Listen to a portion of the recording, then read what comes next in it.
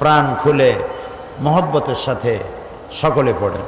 বালাগাল উলা বিকামালিহি কাশাফাদ দুজা বিজামালিহি हसन हादी बन गए क्या नजर थी जिसने मर्दों को मसीहा कर दिया बलागल उला बिकमालिही कशफद दुजा आमीन। रब्बना ज़लमना अनफुसना व इन लम तग़फिर लना व तरहमना लनकूनन्ना मिनल खासिरीन। आय अल्लाह ताआला চট্টগ্রাম ইসলামী সমাজ কল্যাণ পরিষদ কর্তৃক আয়োজিত 26তম বছরের এই বিশাল 5 দিন ব্যাপী তাফসীরুল কোরআন মাহফিলের প্রথম দিবসে কয়েকবার দুরূদ ও সালাম পড়ে তোমার দরবারে হাত তুলেছি। মেহেরবানি করে আমাদের জিন্দেগীর গুনাহ খাতাকে মাফ করে দাও রব্বুল আলামিন।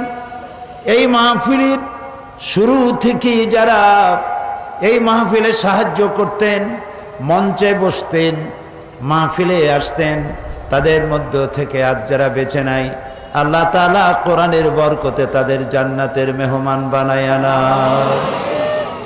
5 দিনের এই সুন্দর মাহফিলকে আয় আল্লাহ সফলভাবে নিরাপত্তাপূর্ণভাবে আল্লাহ তোমার বান্দা বান্দীদের ব্যাপক উপস্থিতির মধ্য দিয়ে সফল পরিণতি আল্লাহ তুমি দান করে দিও। এই মাহফিলের প্রতি বছর যিনি উদ্বোধন করতেন আমাদের সেই মুরব্বী বাইতুস সারবের পীর হযরত মাওলানা আব্দুল জব্বার সাহেব, আল্লাহ তুমি তোমার গোলামকে তুমি তুলে নিয়েছো, জান্নাতুল ফেরদাউসের মেহমান তুমি বানায়া নিও। বর্তমানে সেই মাকামে যিনি বসে আছেন আল্লাহ তুমি তাকে হায়াতে তাইয়্যিবা সেহাতে কুল্লিয়া দান করে দিও রব্বুল আলামিন। এ মাহফিলের সভাপতি, সমাজ কল্যাণের সভাপতি, দীর্ঘ বছরের পর বছর এই মাহফিলের আঞ্জাম দিয়ে যাচ্ছেন, আল্লাহ তুমি তাকে নাবিনা করেছো রব্বুল আলামিন। জান্নাতের নূরের চোখ জান্নাত তুমি তারে দিয়ে দিও আমিন। আয় আল্লাহ তাআলা এই মাহফিলে যত মানুষ আসবে আর এসেছেন 5 দিন পর্যন্ত দেশের বিভিন্ন এলাকা থেকে বিদেশ থেকে সকলের যাতায়াত তুমি নিরাপত্তা পূর্ণ করে দিও আমিন। রব্বানা তাকাব্বাল মিন্না ইন্নাকা আনতাস সামিউল আলিম ওয়া তুব আলাইনা ইন্নাকা আনতাত তাওয়াবুর রহিম। সুবহান রাব্বিকা রাব্বিল ইজ্জাতি আম্মা ইয়াসিফুন ওয়া সালামুন আলাল মুরসালিন আলহামদুলিল্লাহি রাব্বিল আলামিন। চট্টগ্রাম ইসলামী সমাজ কল্যাণ পরিষদ কর্তৃক আয়োজিত 5 দিন ব্যাপী ঐতিহাসিক তাফসীরুল কোরআন মাহফিলের 26তম বার্ষিকী উপলক্ষে আয়োজিত 27 বছর 26 বছর পার হয়েছে, 27তম বাৎসরিক মাহফিলের আজকের এই উদ্বোধনী দিবসে সম্মানিত সভাপতি হযরতুল আল্লাম মাওলানা শামসুদ্দিন সাহেব মাদ্দাজিল্লুহুল আলী, এ মাহফিলের উদ্বোধক, রৌনক বখশ মেহমান আজিম বাইতুস শরফের হযরত পীর সাহেব কেবলা হযরত মাওলানা শাহ কুতুবউদ্দিন সাহেব দামাত বরকাতুহুল আলিয়া, হযরত উলামায়ে কেরাম, বাংলাদেশের বিভিন্ন প্রান্ত থেকে পার্শ্ববর্তী দেশ থেকে আগত সম্মানিত ভাইয়েরা, পর্দার আড়ালের মা এবং বোনেরা, সুপ্রিয় সাংবাদিক বৃন্দ, হচ্ছি যিনি প্রতি বছরের মতো এবারেও আমাদেরকে এই পবিত্র শানদার মাহফিল আমরা আল্লাহ তাআলার শুকরিয়া আদায় করে নিলাম। তিনি যদি দয়া করে আমাদেরকে আসতে না দিতেন, মাহফিল হতে না দিতেন, মাহফিলও হইতো না, আসতেও পারতাম না। মাহফিল ছিল ডিসেম্বরে, আসলো ফেব্রুয়ারিতে।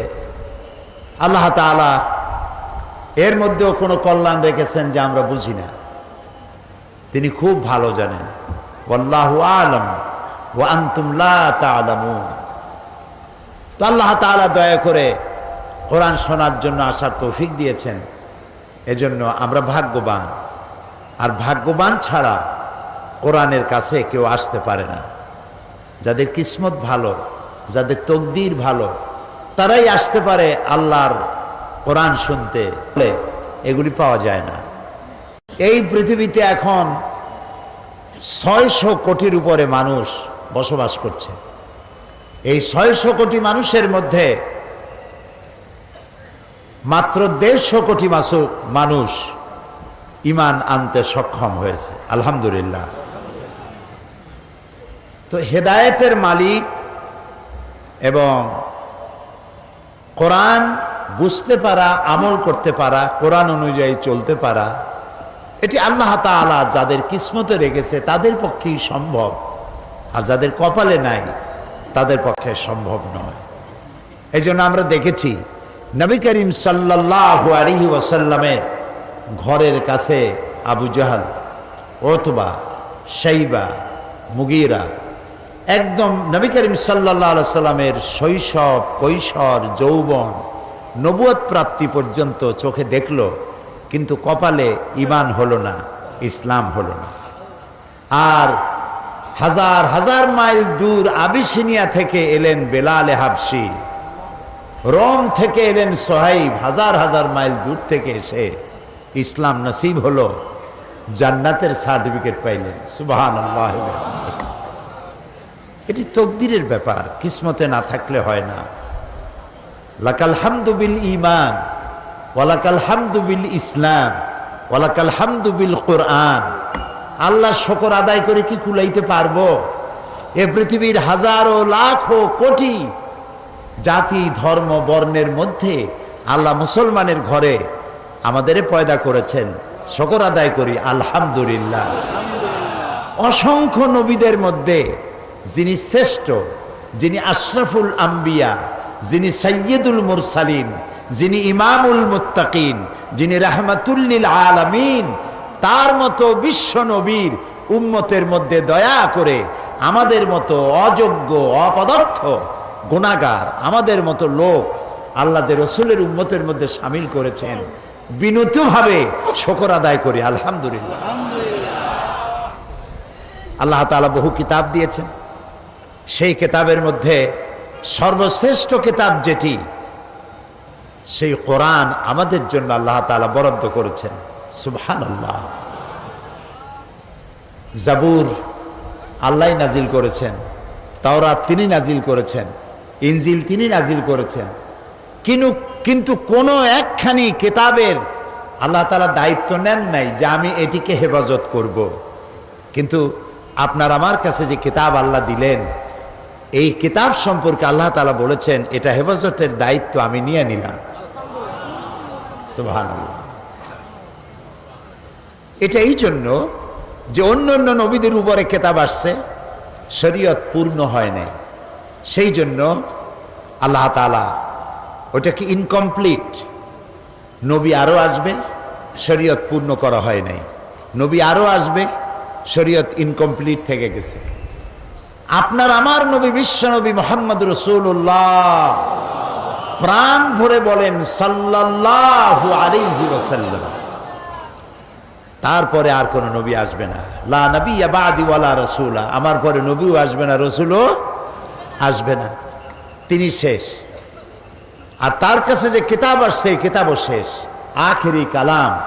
এরপরে আল্লাহর পক্ষ থেকে একটা শব্দ বিশ্ববাসীর জন্য আসবে না। এখন আল্লাহ যদি এই কিতাবের হেফাজতের দায়িত্ব না নেন, তাহলে তো দুনিয়া চলবে না, নবীও আসবে না, কিতাবও থাকবে না। তো এই জন্য আল্লাহ তাআলা ইসলামের মধ্য দিয়ে বিশ্ববাসীকে যত নিয়ামত দিয়েছেন তার মধ্যে দুইটি নিয়ামত শ্রেষ্ঠ। কয়টি নিয়ামত? দুইটি নিয়ামত শ্রেষ্ঠ। একটা হলো নবুয়ত, আরেকটি হচ্ছে কিতাব। এই দুটোর কম্বিনেশন যদি না থাকতো সর্বনাশ হয়ে যেত। যদি শুধু কিতাব আসতো আর নবী আল্লাহ না দিতেন তাহলে মাঝিহারা নৌকার মতো আরোহীরা সমুদ্রে ডুবে মরত। বুঝতে পারেন কথা? আর নবী আসছে, কিতাব নাই, তাহলে উম্মতেরা নবীরই আল্লাহ বানাই ফেলাইতো। বানাইছে না ঈসা আলাইহিস সালাম রে? কথা বলেন না কেন?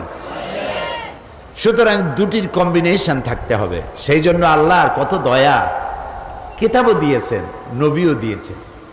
কেন দিলেন সেই কথাটাই বলবো ইনশাআল্লাহ। বলি ইনশাআল্লাহ। তবে আগে বলে নেই, আমি তো জানি যে আমি কি, ইলেম, আমল, আখলাক সবটা থেকে শূন্য। আল্লাহর এক নগণ্য ছোট্ট গোলাম, তিনি যদি দয়া করে কিছু বলতে দেন তাহলেই বলতে পারবো। মনিবের কাছে দরখাস্ত পেশ করি, মনিব আমার অযোগ্যতার কারণে মানুষ যেন মাহরুম না হয়, মানুষ যেন কোরআন বুঝতে পারে, সেরকমের কথা কিছু বলার তৌফিক আর সে আজিম থেকে তুমি দয়া করে গোলামকে দিও। সুবহানাকা লা ইলমা লানা ইল্লা মা আল্লামতানা। আল্লাহর কাছে বিনীতভাবে সাহায্য চাই যেন তিনি আমাদেরকে কথাগুলি বোঝার তৌফিক দেন। আমি চিন্তা করেছি একটি বিষয় আমি আলোচনা করব আপনাদের সামনে। বিষয়টি হলো, গোটা পৃথিবী জুড়ে যারা পৃথিবীতে শান্তি দিল, যারা পৃথিবীতে শান্তি আনলো, যারা মানবতার কল্যাণ করলো, যারা সভ্যতার বিকাশ ঘটালো, যারা সাদা এবং কালো মানুষের ব্যবধান দূর করলো, যারা নারীর অধিকার প্রতিষ্ঠা করলো, যারা শ্রমিকের অধিকার প্রতিষ্ঠা করলো, যারা সন্ত্রাস দূর করলো, যারা পৃথিবীকে মানুষের বসবাস উপযোগী একটি সুন্দর বিশ্ব উপহার দিল, সেই মুসলমানরা আজকে সন্ত্রাসী নামে অভিহিত হচ্ছে। সেই মুসলমানরাই আজ সন্ত্রাসী। সেই ইসলাম আজ পৃথিবীতে সন্ত্রাসী ধর্ম।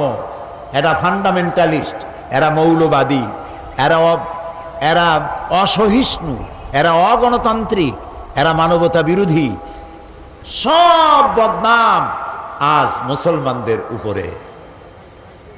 আমার মনে হয়, আমি তো লেখাপড়া খুব কম জানি আর দুনিয়া সম্পর্কে ধারণাও খুব কম, বেশি ধারণা রাখি না ছোট মানুষ হিসেবে।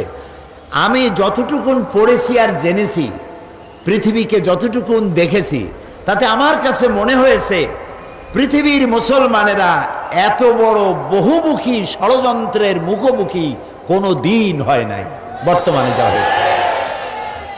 সেই জন্য আমি চিন্তা করেছি যে আমার ইসলাম কি, মুসলমান কি, এই জিনিসটা নতুন করে আমাদেরকে উপলব্ধি করতে হবে।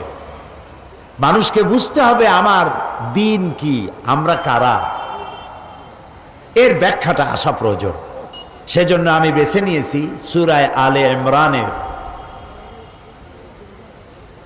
19 এবং 20 নম্বর আয়াত আমি আপনাদের সামনে তেলাওয়াত করব আর আলোচনা করতে চেষ্টা করব, যাতে করে আল্লাহ তাআলা এই আলোচনা একটা বরকতপূর্ণ আলোচনা করেন।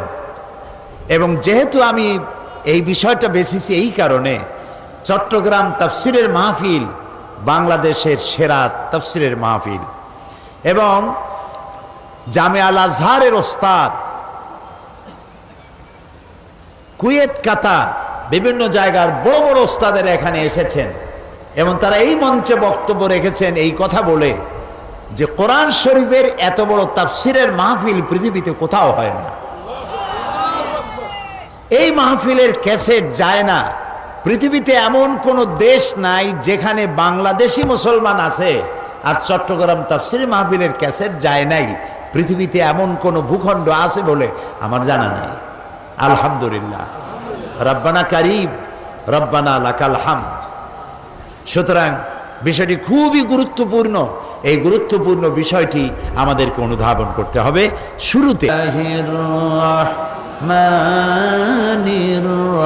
রহিম বিতাড়িত মরদুদ শয়তানের ওয়াসওয়াসা থেকে মহান আল্লাহর কাছে পানাহ চাই। পরম করুণাময় আল্লাহ রাব্বুল আলামিনের নামে শুরু করছি। ইন্নাদ-দীনা ইনদাল্লাহিল ইসলাম ওয়া মাখতালাফাল্লাযীনা উতুল কিতাবা ইল্লা মিন বা'দি মা জাআহুমুল ইলমু বাগিয়াম বাইনাহুম ওয়া মান ইয়াকফুর বিআয়াতিল্লাহি ফাইন্নাল্লাহা সারিউল হিসাব فإن حاجوك فقل أسلمت وجهي لله ومن اتبعني وقل الذين أوتوا الكتاب والأميين أأسلمتم فإن أسلموا فقد اهتدوا وإن تولوا فإنما عليك البلاغ والله بصير بالعباد صدق الله العظيم قرآن سبحان الله سبحان الله গোটা পৃথিবীর মানুষের জন্য এর থেকে শ্রেষ্ঠ নিয়ামত আর নাই। আলহামদুলিল্লাহ বলবেন না? শুধু একখানা কিতাব আর নবী করিম সাল্লাল্লাহু আলাইহি সাল্লামের অনুপম চরিত্র মাধুর্য, তার সুন্নাহ, এই দুটি জিনিস দিয়েই একটি সুন্দর পৃথিবী তিনি উপহার দিয়েছিলেন। কোরআন নাজিলের মূল লক্ষ্য সম্পর্কে আল্লাহ তাআলা বলছেন, আলিফ লাম রা কিতাবুন আনজালনাহু ইলাইকা লিতুখরিজান নাসা মিনাজ যুলুমাতি ইলান নূর। আলিফ লাম রা কিতাবুন আনজালনাহু ইলাইকা, হে রাসূল আমি আপনার উপর একখানা কিতাব অবতীর্ণ করেছি এই জন্য, লিতুখরিজান নাসা মিনাজ যুলুমাতি ইলান নূর, যাতে করে মানব গোষ্ঠীকে আপনি অন্ধকার সমূহ থেকে আলোর মধ্যে আনতে পারেন, এই জন্য একখানা কিতাব আপনাকে দান করেছি। নবী করিম সাল্লাল্লাহু আলাইহি ওয়াসাল্লাম এই কিতাবের বরকতে, এই কিতাবখানা দিয়েই, একটা কিতাব দিয়ে একটা বিপ্লব হয়েছে, একখানা কিতাব দিয়ে একটি রাষ্ট্রীয়, একটি সমাজ বিপ্লব হয়েছে, মানুষের মধ্যে আমূল পরিবর্তনের। এই পরশ পাথর, লোহা লাগলো, লোহাগুলা সোনা হইল, পাথর লাগলো, পাথরগুলো ডায়মন্ড হয়ে গেল। যারা চোর ছিল, ডাকাত ছিল, জেনাকার ছিল, বদমাশ ছিল, কি বিশাল পরিবর্তন এসে গেল তাদের মধ্যে। এই পরিবর্তন আসলো কোরআন দিয়ে। আল্লাহ তাআলা মানুষ সৃষ্টি করেছেন, আর মানুষের চলার পথের জন্য দিশা দেওয়ার দায়িত্ব হচ্ছে আল্লাহ তাআলা। দিশা দেওয়ার দায়িত্ব কার? এ সৃষ্টি করেছেন কে? আপনার আমার স্রষ্টা কে? আকাশের মালিক কে? জমিনের মালিক কে? সব কিছুর মালিক কে? তিনি সৃষ্টি করেছেন, আর সৃষ্টি করে তিনি একটা আইন দিয়েছেন, বিধান দিয়েছেন। সে আইনটা এবং বিধানটা কি, সেটাই আল্লাহ তাআলা বলছেন। ইন্নাদ-দীনা ইনদাল্লাহিল ইসলাম, নিঃসন্দেহে মানুষের জন্য জীবন ব্যবস্থা হিসেবে আল্লাহ তাআলা ইসলামকেই একমাত্র পছন্দ করেছেন। জীবন ব্যবস্থা হিসেবে আল্লাহ মানুষকে যে জীবন ব্যবস্থা দিয়েছেন, বিধান দিয়েছেন, এটার নাম হলো ইসলাম। ওমাখতালাফাল্লাযীনা উতুল কিতাবা ইল্লা মিন বাদি মা জাআহুমুল ইলমু বাগিয়াম বাইনাহুম, যাদের আল্লাহর পক্ষ থেকে কিতাব দেওয়া হয়েছিল, তারা এ জীবন থেকে বিচ্যুত হয়ে পরস্পরের প্রতি নিজেদের প্রভাব বিস্তার করার জন্য হিংসার বশবর্তী হয়ে বিভিন্ন দলে উপদলে তারা বিভক্ত হয়ে পড়েছিল। ওমাই ইয়াকফুর বিআয়াতিল্লাহি ফাইন্নাল্লাহা সারিউল হিসাব।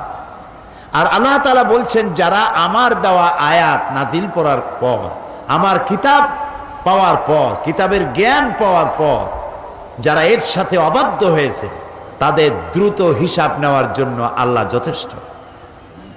আল্লাহ তাআলা বলছেন, যদি এসব মানুষ তোমার সাথে ব্যাপারে কোনো বিতর্কে লিপ্ত হয়, তাহলে তুমি তাদের বলে দাও, আমি এবং আমার অনুসারীরা আল্লাহর প্রতি আত্মসমর্পণ করেছি।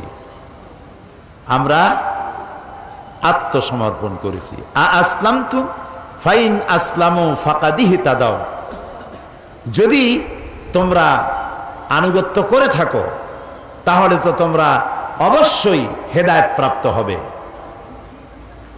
আর ওয়াইন তাওয়াল্লাউ ফাইন্নামা আলাইকাল বালাগ। আর যদি তারা অবাধ্য হয়, এর থেকে ফিরে যায়, তাহলে আমাকে শুধু প্রচারের দায়িত্বই দেওয়া হয়েছে। আল্লাহ তাআলা বলছেন, হে নবী বলেন, আপনাকে শুধু প্রচারের দায়িত্ব দেওয়া হয়েছে, আপনি প্রচার করুন। আল্লাহু বাসীরুম বিল ইবাদ। আর আল্লাহ তাআলা তিনি তার বান্দাদের অবস্থা সম্পর্কে তিনি পর্যবেক্ষণ করছেন, তিনি দেখবেন তার বান্দারা কে কি করছে।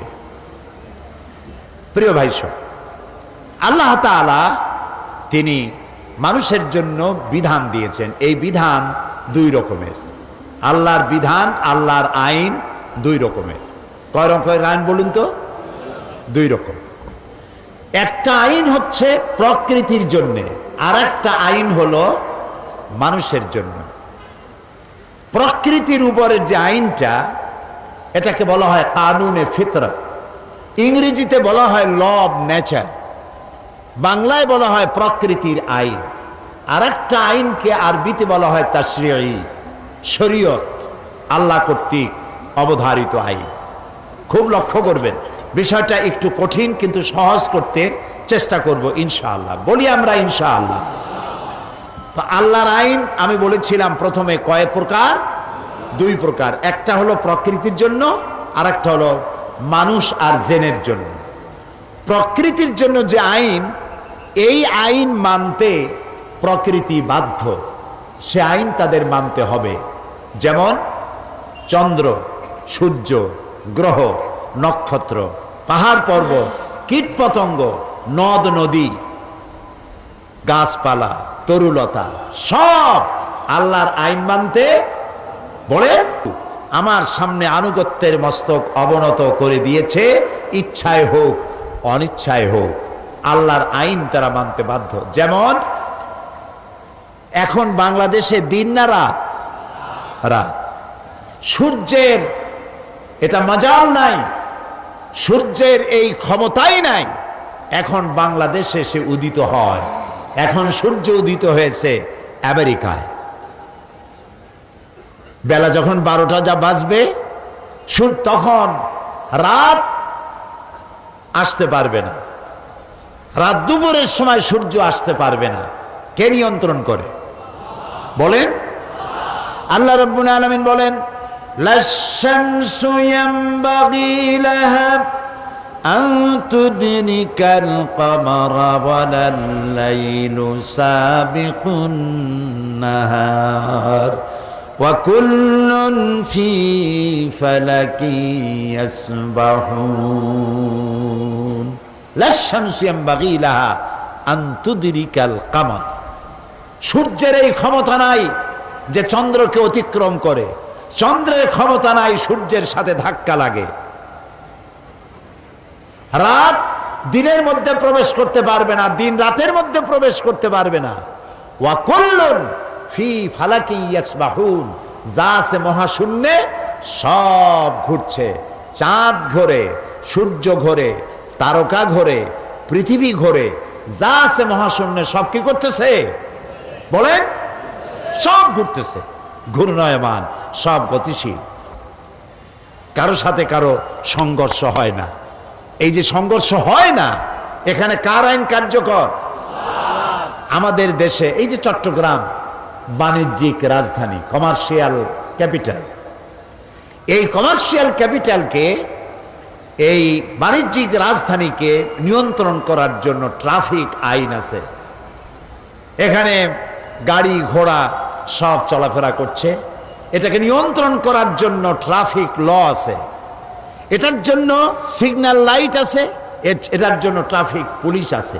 এত সত্ত্বেও অ্যাক্সিডেন্ট হচ্ছে নাকি চট্টগ্রামে হয় না?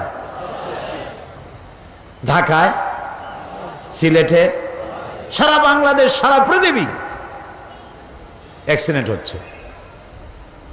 তাহলে এত কিছু ব্যবস্থাপনা থাকতেও অ্যাক্সিডেন্ট হয়। এবার আকাশের দিকে তাকান তো, ওখানে কোনো ট্রাফিক পুলিশ আছে? সিগন্যাল লাইট আছে? অ্যাক্সিডেন্ট হয়? কেন হয় না? আল্লাহর আইন মানতেছে। সুবহানাল্লাহ বলবেন না? আল্লাহর আইন মানতেছে। এই যে আমাদের দেশের পদ্মা, ব্রহ্মপুত্র, শীতলক্ষা, সুরমা, কুশিয়ারা নদী, এই নদীর পানিগুলি কি নোনা না মিষ্টি? মিষ্টি পানি, আন্দাজে কয় নোনা। আচ্ছা, এই মিষ্টি পানিগুলি জোয়ারের টানে বঙ্গোপসাগরে যায়, বঙ্গোপসাগরের পানি নোনা না মিষ্টি? নোনা। আবার ভাটির টানে মিষ্টি পানিগুলো গেল সাগরে, সাগরের নোনা পানি জোয়ারের টানে মিষ্টি পানির এলাকার মধ্যে গিয়া ঢুকলো। কিন্তু নোনা পানি মিষ্টি এলাকায় ঢুকিয়া মিষ্টি এলাকা নোনা বানাইতে পারে? আবার মিষ্টি পানি সমুদ্রে আসে সমুদ্রের মিষ্টি বানাইতে পারে? কার আইন মানে পানি?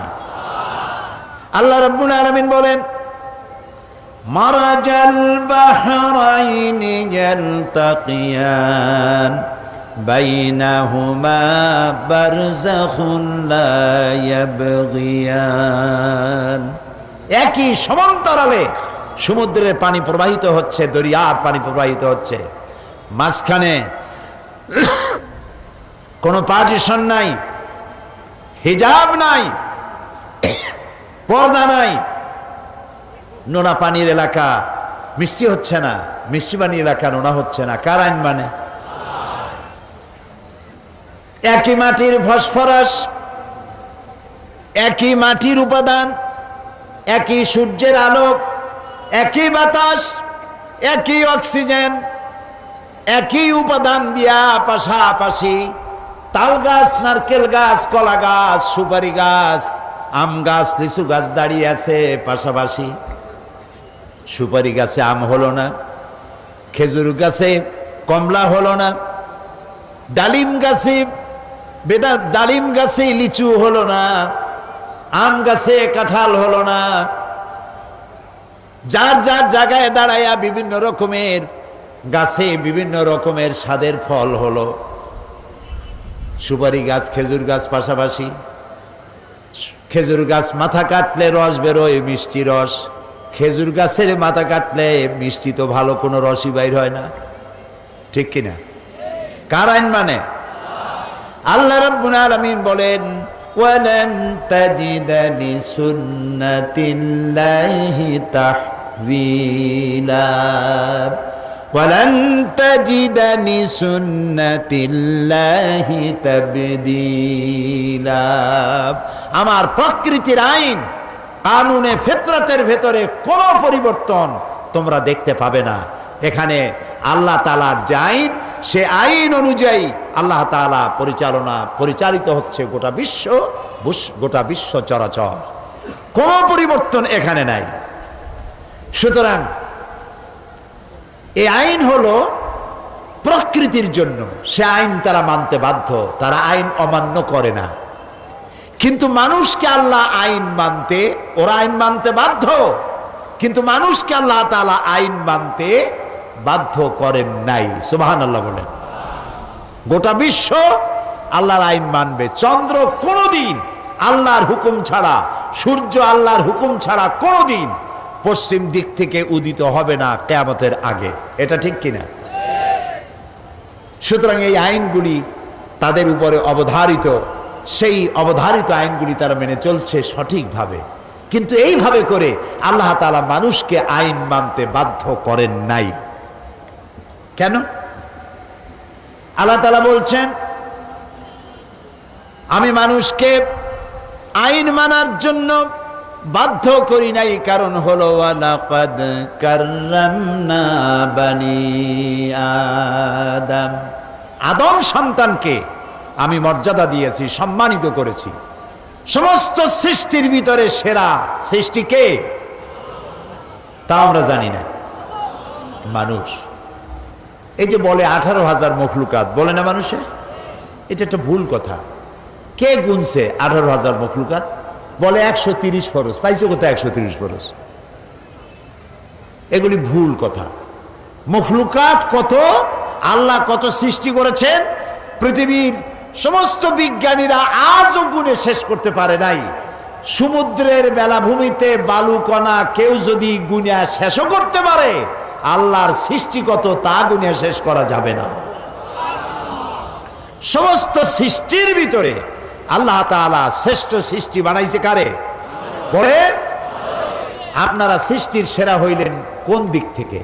কিসের বিচারে, কোন কম্পিটিশনে আপনারা ফার্স্ট হইয়া আপনারা সেরা বলে নির্বাচিত হলেন? যদি দৌড়াবার দিক থেকে প্রতিযোগিতামূলক দৌড় প্রতিযোগিতায় যদি ফার্স্ট হইতো কোনো প্রাণী, তাহলে তো চিতাবাঘের ফার্স্ট হওয়ার কথা, যেহেতু সে ঘন্টায় 60 থেকে 70 মাইল দৌড়ায়। কিলোমিটার না, 60 থেকে 70 মাইল, প্রায় 100 কিলোমিটার দৌড়াইতে পারে প্রতি ঘন্টায়। যদি হিংস্রতা এবং ক্ষিপ্রতার দিক থেকে নির্বাচিত হতো শ্রেষ্ঠত্বের, তাহলে তো সিংহের হওয়া উচিত ছিল, ব্যাঘ্রের হওয়া উচিত ছিল। যদি সাঁতারের দিক থেকে শ্রেষ্ঠত্বের নির্বাচিত হতো, তাহলে তো মাছের হওয়া উচিত ছিল। ওড়ার দিক থেকে যদি হতো, তাহলে তো পাখির হওয়া উচিত ছিল। কোন বিচারে মানুষ সৃষ্টির সেরা হলো বলেন তো দেখি? মাশাআল্লাহ। যারা বুঝেছেন তারা বলেছেন, আবার যারা বোঝে না, আমি একথা মনে করি না যে এই মাহফিলে যারা আসছে তারা বোঝে না। বোঝে, কিন্তু একটু বুদ্ধি শুদ্ধি ভালো রাখে।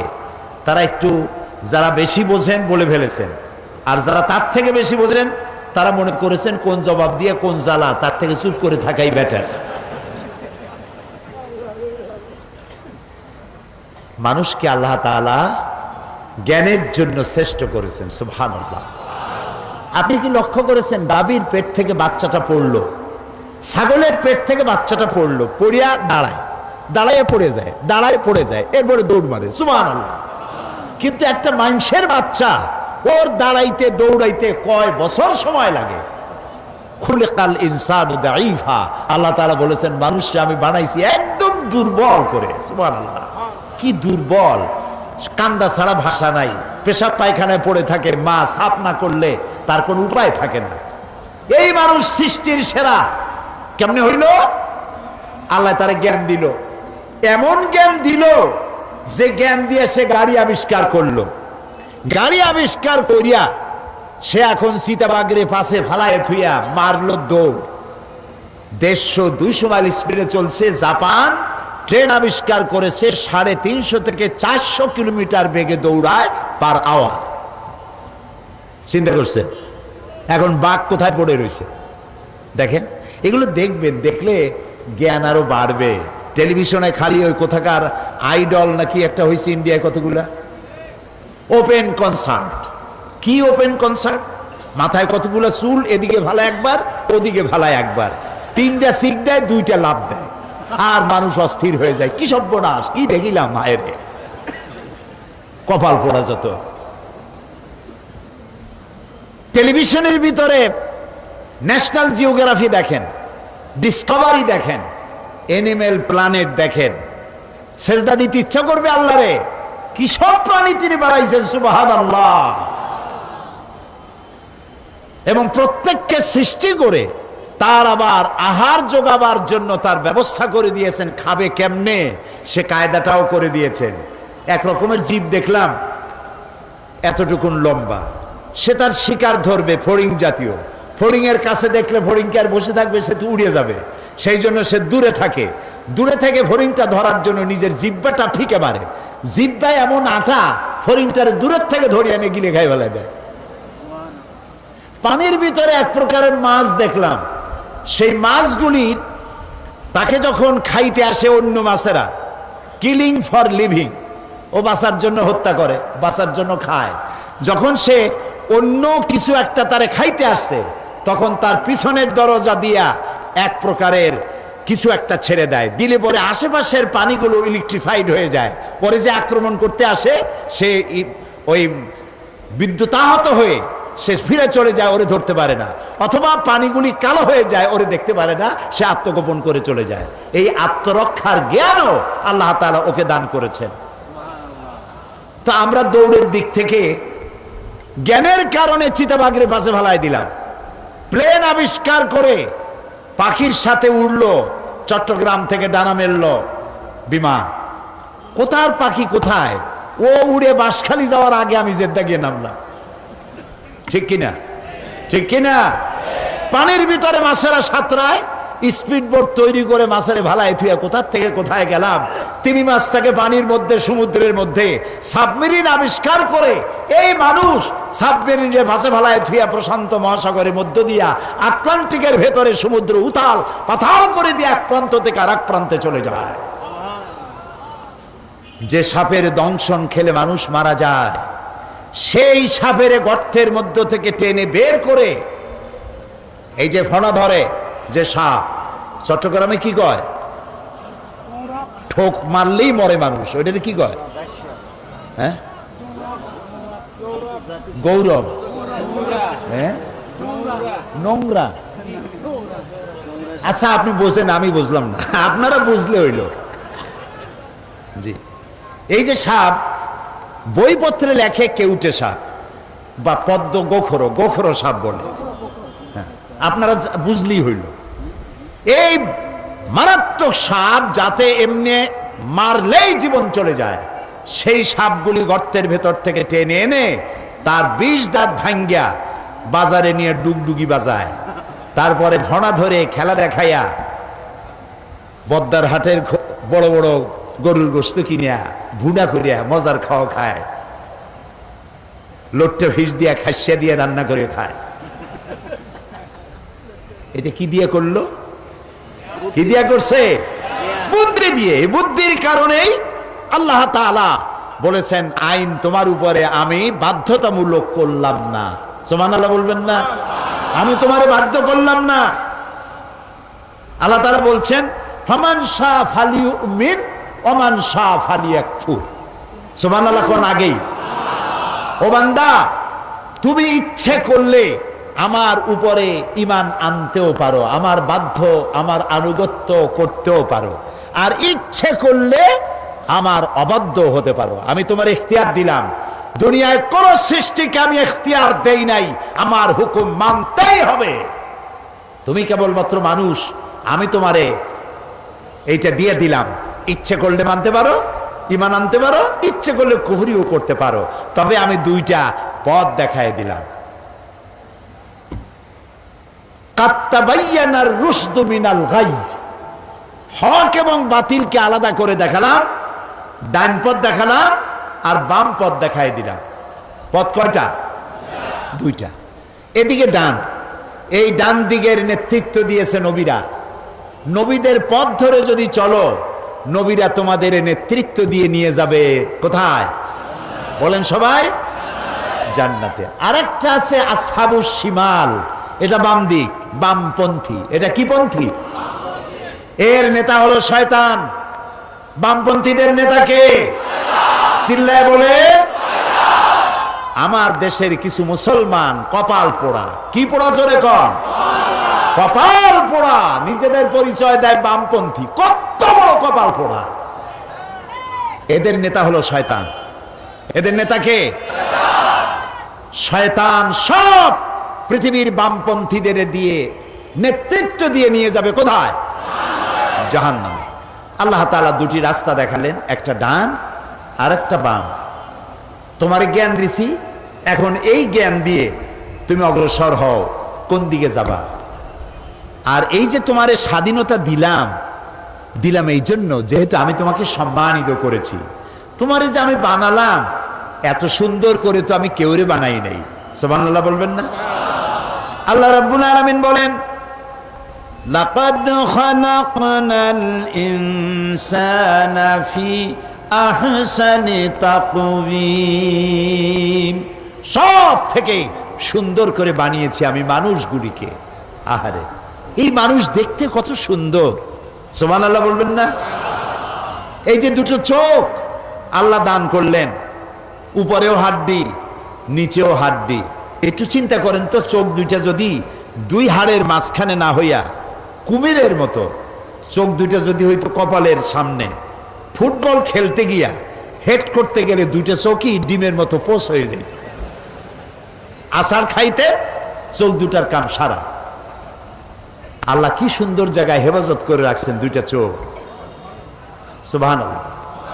আপনি কথা বলবেন, যদি ঠোঁট দুটা না থাকতো তাহলে চিন্তা করেন তো মুখের দশাটা হয়তো কি। ঠোঁট নাই, একটু চোখ বুঝে চিন্তা করেন মুখের দশা কি। দুইটা ঠোঁট দিয়া মুখের সৌন্দর্য বাড়ালেন, তারপরে আপনি আওয়াজ করবেন, মুখের মধ্যে দিয়া ভাষা হয়ে বাইর হবে, সুবহানাল্লাহ।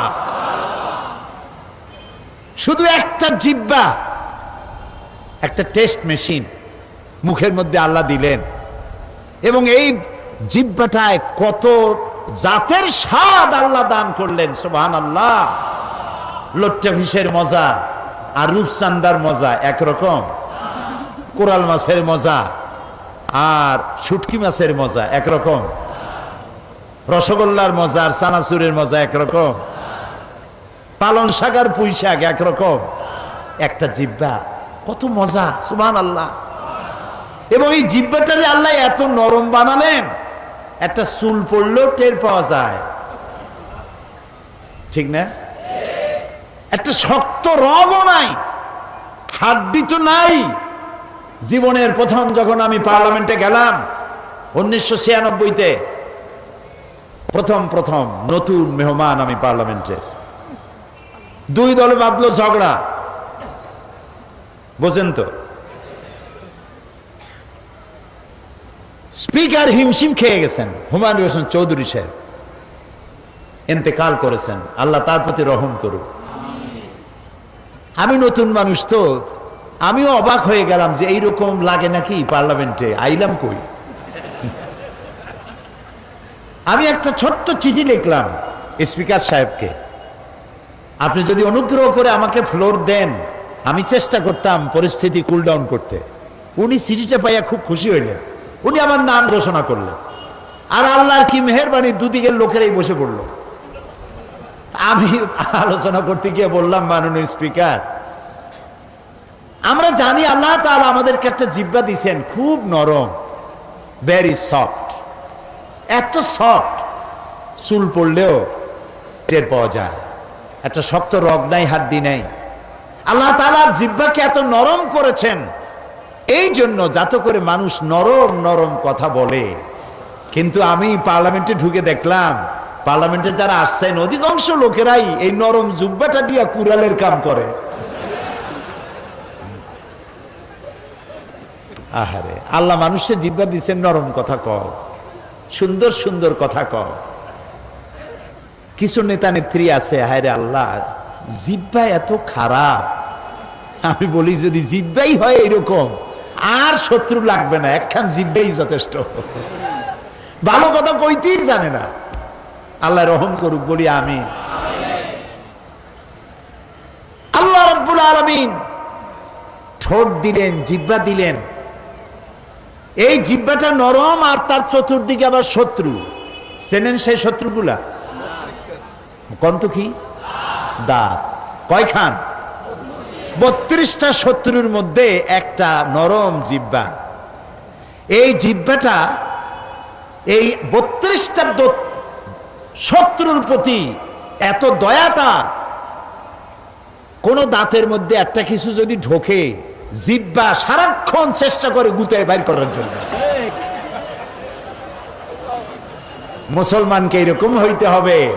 দুশ্মন সারা পৃথিবী ব্যাপী আপনি নরম কথা দিয়া, বুদ্ধি দিয়া, কৌশল দিয়ে মানুষগুলো ইসলামের গোলাম বানায় ফেলবে।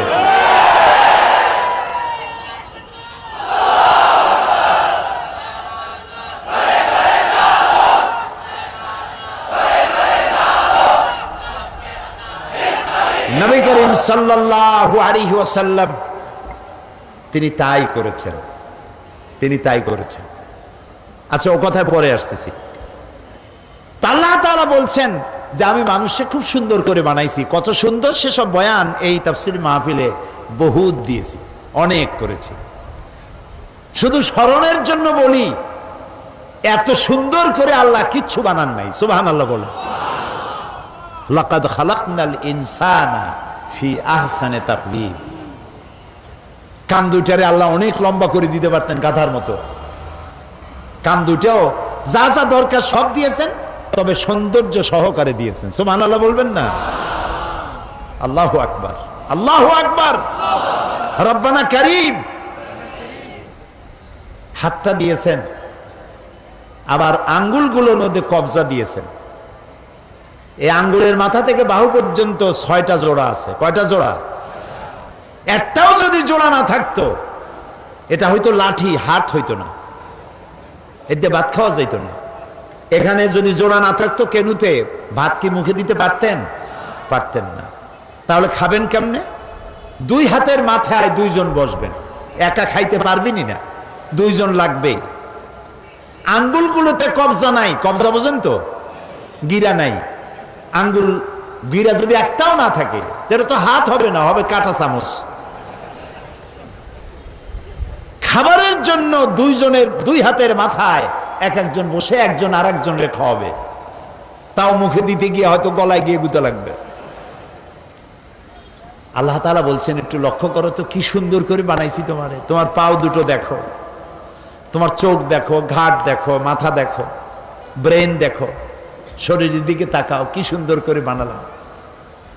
এই যে সুন্দর মানুষ, সুম্মা রাদাদনাহু আসফালা সাফিলিন, এই মানুষ নিচে নামতে নামতে এত নিচে নামে, শয়তান শয়তান অবাক হয়ে যায় আর ভাবে, এদ্দুর নামলো কি করে? এ তো আমার থেকেও বড় শয়তান।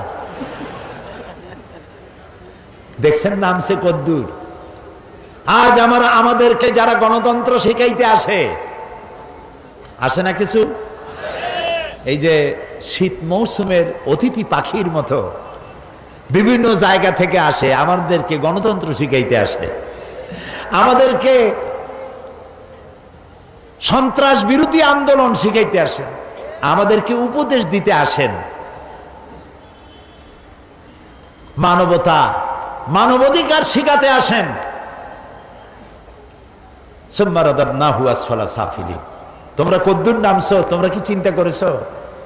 তোমরা কি করেছো? তোমরা আমাদেরকে গণতন্ত্র, আমাদেরকে মানবাধিকার শিখাও। ইরাকের আল গরিব কয়েদখানায় তোমরা কি করেছো? তা কি পৃথিবীর কোন মানুষে করে? আমি তো ভাষা দিয়ে বলতে পারবো না। ভাষা দিয়ে আমার কাছে ওই ভাষা নাই যে ভাষা দিয়া আল গরিব কয়েদখানায় ইরাকে তারা যা করেছে, আমি ভাষা দিয়া বুঝাইতে পারবো না। মুসলমানগুলি উলঙ্গ করে কুত্তার বেল্ট মুসলমানের গলায় পরাইয়া রাস্তায় রাস্তায় টেনেছে, মুখের মধ্যে পেশাব করেছে। গুয়ান্তানামো বে, ইরাকে বন্দি শিবিরে, ইরাকে আপনার গুয়ান্তানামো বেতে, সেই কয়েদখানার মধ্যে বন্দি শিবিরে মুসলমানদের হাত পা বান্ধিয়া কোরআন শরীফের উপরে পেশাব করেছে। তোমরাও মানুষ, তোমরাও মানুষ। আমাদেরকে শিখাইতে আইসো না। আমাদের কপাল খারাপ হয়ে গেছে, এটা ঠিক, ইসলাম বুঝি নেই, সেই জন্য আমি ইসলামের সাবজেক্টটা নিছি। আল্লাহ যদি তৌফিক দেন বুঝাইতে চেষ্টা করব ইসলাম কি। ইসলাম শুধু নামাজ নয়, ইসলাম শুধু রোজা নয়, ইসলাম শুধু হজ যাকাত নয়। ইসলাম কি সে জিনিসটা আমাদের বুঝতে হবে। আমরা কারা, আমাদের ইতিহাস জানতে হবে। আমরা পৃথিবীর সেরা মানুষ, আমাদের থেকে শ্রেষ্ঠ জাতি আকাশের নিচে জমিনের উপরে আর নাই, সে কথাটি বুঝতে হবে। প্রিয় ভাই সব, আল্লাহর কথা কত সুন্দর, সুম্মা রাদাদনাহু আসফালা সাফিলিন। এই শ্রেষ্ঠ মানুষ নিচে নামতে নামতে কদ্দুর নামলো। একটু লজ্জার কথা হলেও বলি যৌন চাহিদা মিটাবার জন্য কোন পুরুষ শূকর কোন আরেকটি পুরুষ শূকরকে ব্যবহার করে? একটা পুরুষ কুকুর আর একটা পুরুষ কুকুরকে ব্যবহার করে? যারা আমাদের সভ্যতা শিখাইতে আসে, আমি ঘৃণায় ওদের নাম বলবো না, আমি আমার অন্তরের সমস্ত ঘৃণা দিয়ে ধিক্কার জানাই যারা পাশ্চাত্য সভ্যতার নামে পৃথিবীতে আজকে অসভ্যতা করছে। ওরা ওদের পার্লামেন্টে পুরুষে পুরুষে বিবাহ জায়েজ করেছে, মেয়ে লোকে বিবাহ জায়েজ করেছে। ওরা বিশ্ব ভালোবাসা দিবস করতেছে। এই যে কত ফেব্রুয়ারি যেন, 14ই ফেব্রুয়ারি বিশ্ব ভালোবাসা দিবস। আমাদের শিখায় ভালোবাসা। আরে বেটা, আমাদের ভালোবাসা শিখাবি তোরা? পৃথিবীতে যদি জরিপ করা হয় তাহলে দেখা যাবে সব থেকে বেশি পাগল ওই দেশটিতে যে দেশের 2 অক্ষরের নামের ব্যক্তি দুনিয়ায় সন্ত্রাসী তৎপরতা চালায়। কারণ কি? কারণ হলো স্বামী স্ত্রীতে যদি মহব্বত না থাকে বাড়ি জাহান্নাম হয়। কি হয় বোঝেন না?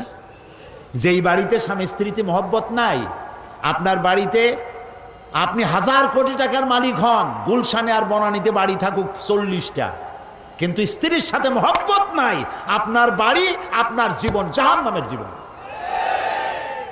ওদের দেশে তাই স্বামী তার স্ত্রীকে বিশ্বাস করে না, স্ত্রী তার স্বামীকে বিশ্বাস করে না। স্ত্রী তার স্বামীরে বলে যে আজকের রাতে আমার বয়ফ্রেন্ড আমার সাথে রাত কাটাবে, তুমি অন্য কোনো ফ্ল্যাটে অথবা রেস্টুরেন্টে গিয়ে থাকো। স্বামী বেচারা যদি অসন্তুষ্ট হয়ে পুলিশে খবর দেয়, যদি পুলিশকে স্বামী যদি তার স্ত্রীকে এই কাজে বাধা দেয়, তাহলে স্ত্রী 999 ডায়াল করে, সাথে সাথে থানা থেকে পুলিশ আসে। স্ত্রী নালিশ করে, আমি আমার বয়ফ্রেন্ড নিয়ে ঘুরবো, মার্কেটিং করব, রাত কাটাবো, সে আমার মৌলিক অধিকারের উপরে হস্তক্ষেপ করেছে, সে আমাকে বাধা দেয়। পুলিশ বলবে, বেটা তোমার স্ত্রী একটা বয়ফ্রেন্ড কেন, 15টা বয়ফ্রেন্ড নিয়ে থাকবে, তাতে তোর কি? যা বেটা, বাইরে চলে যা। এই হলো সভ্যতা। প্রিয় ভাই, সব বানানো কথা বলার অভ্যাস আমার নাই। আমার চোখে দেখেছি মা নিজের বাচ্চাকে পুশ চেয়ারে করে রাস্তা দিয়ে ঠেলে নিয়ে যায় আর কুত্তার বাচ্চা কোলে নিয়ে হাঁটে। এই সন্তান তার মাকে কেন শ্রদ্ধা করবে, কেন ভালোবাসবে? ওই স্বামী তার স্ত্রীর জন্য প্রাণ দিবে কেন? যে স্ত্রী তার স্বামীর সামনে ভিন্ন পুরুষের কণ্ঠলগ্ন হয়ে থাকে। এবং ওই স্ত্রীও বা স্বামীকে শ্রদ্ধা করবে কেন? যে স্বামী তার স্ত্রীর সামনে অন্য মেয়েদের বাহুলগ্ন হয়ে থাকে। ভালোবাসা নাই। সেই জন্য বৎসরের মধ্যে একদিন হলেও ভালোবাসার নামে ভনিতা করা লাগে বলে 14ই ফেব্রুয়ারি তারা বেছে নিছে। আমরা ওই জাতিকে বলি, আমি আজকে পরিষ্কার বলতে চাই, এটা বিশ্ব ভালোবাসা দিবস নয়, এটা বিশ্ব বেহায়া দিবস। আমার দরকার নাই তোমার ওই ভালোবাসা, কারণ আমার জন্মই হয়েছে ভালোবাসা দিয়া। আমার রসুল বলেছেন আদ-দীনু আন-নাসিহা, ইসলাম হলো ভালোবাসা। ইসলাম মানেই ভালোবাসা, ইসলাম মানেই ভালোবাসা। আজকাল তো আর দিবসের অভাব নাই। পিতৃ দিবস, মাতৃ দিবস, নারী দিবস, কন্যা দিবস, স্বাস্থ্য দিবস, কলেরা দিবস, বসন্ত দিবস। এখন আবার শুনতেছি নতুন ভাবে আর এক দেওয়াল লিখন হচ্ছে, বিশ্ব চিন্তা দিবস। আয়োজকদের জিজ্ঞেস করলাম, ভাই বিশ্ব চিন্তা দিবসের থিম কি, বিষয়টা কি? কয় যে আমরা অনেক ভেবেছি যে কি করা যায়, পরে আমরা চিন্তা করলাম বিশ্ব চিন্তা দিবসে আমরা পার্কে, রাস্তায়, আইল্যান্ডে, বিভিন্ন জায়গায় দলবদ্ধ হয়ে বসে চিন্তা করব যে আসলেই আমরা কোনো বিষয় চিন্তা করতেছি কিনা। এ হলো বিশ্ব চিন্তা দিবসের থিম। কপাল পুড়েছে জাতির। আমাদের ভালোবাসা শেখায়। আমার ওইটার দরকার নাই। আমার আর বাংলাদেশের মতো মুসলমানদের মতো যৌথ পরিবার পৃথিবীতে নাই। দাদা নিয়া মা, দাদা মা, নানি নানা, ভাই ভাতিজা, বাপ মা একসাথে খাইয়া না খাইয়া এক বাড়িতে আমরা থাকি। আমাদের এই ঐক্যবদ্ধ ফ্যামিলি কেন? আমরা শান্তিতে আছি কেন? পূজা রোজা একসাথে হয় কেন? এই জ্বালা সহ্য হয় না। আমাদের মতো তোরা জ্বলিস না কেন? এই জন্য, সেই জন্য আজ আমাদের ওরা মারবে, কিন্তু আমরা কথা বলতে পারবো না।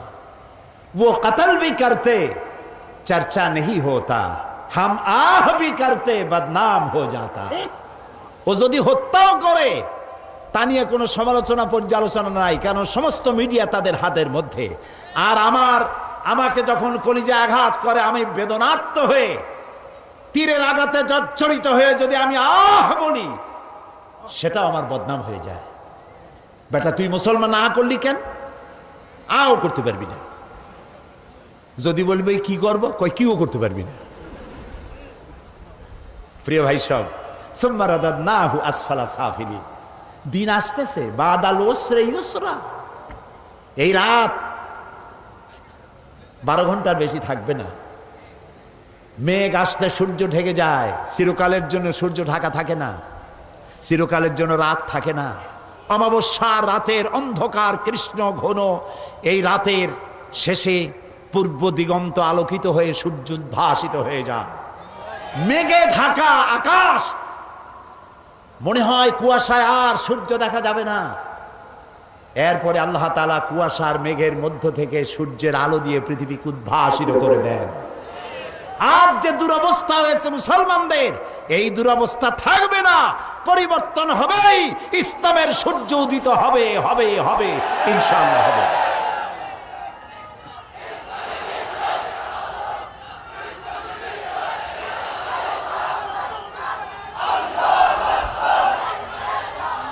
প্রিয় ভাই সব, প্রিয় ভাই সব, ইন্নাদ-দীন ইনদাল্লাহিল ইসলাম। আলহামদুলিল্লাহ কোন ইসলাম। আমার জন্ম সার্থক, আমাদের সকলের জীবন সার্থক যে ইসলামের মধ্যে পয়দা আল্লাহ করছেন। বলি আমিন। সবাই বলেন আলী আমিন। বলেন আলহামদুলিল্লাহি রাব্বিল আলামিন। সমস্ত প্রশংসা আল্লাহ তাআলা। লাকাল হামদু বিল ঈমান। বলেন লাকাল হামদু বিল ঈমান ওয়ালাকাল হামদু বিল কুরআন ওয়ালাকাল হামদু বিল ইসলাম। ইসলামের জন্য আমাদের জীবন ধন্য হয়ে গেছে। ভুল করেছি আমরা এক জায়গায়, বলবো এক জায়গায় না, 3 জায়গায় ভুল করেছি। কয় জায়গায়? 3 জায়গায়। বুঝতে কষ্ট হচ্ছে না তো?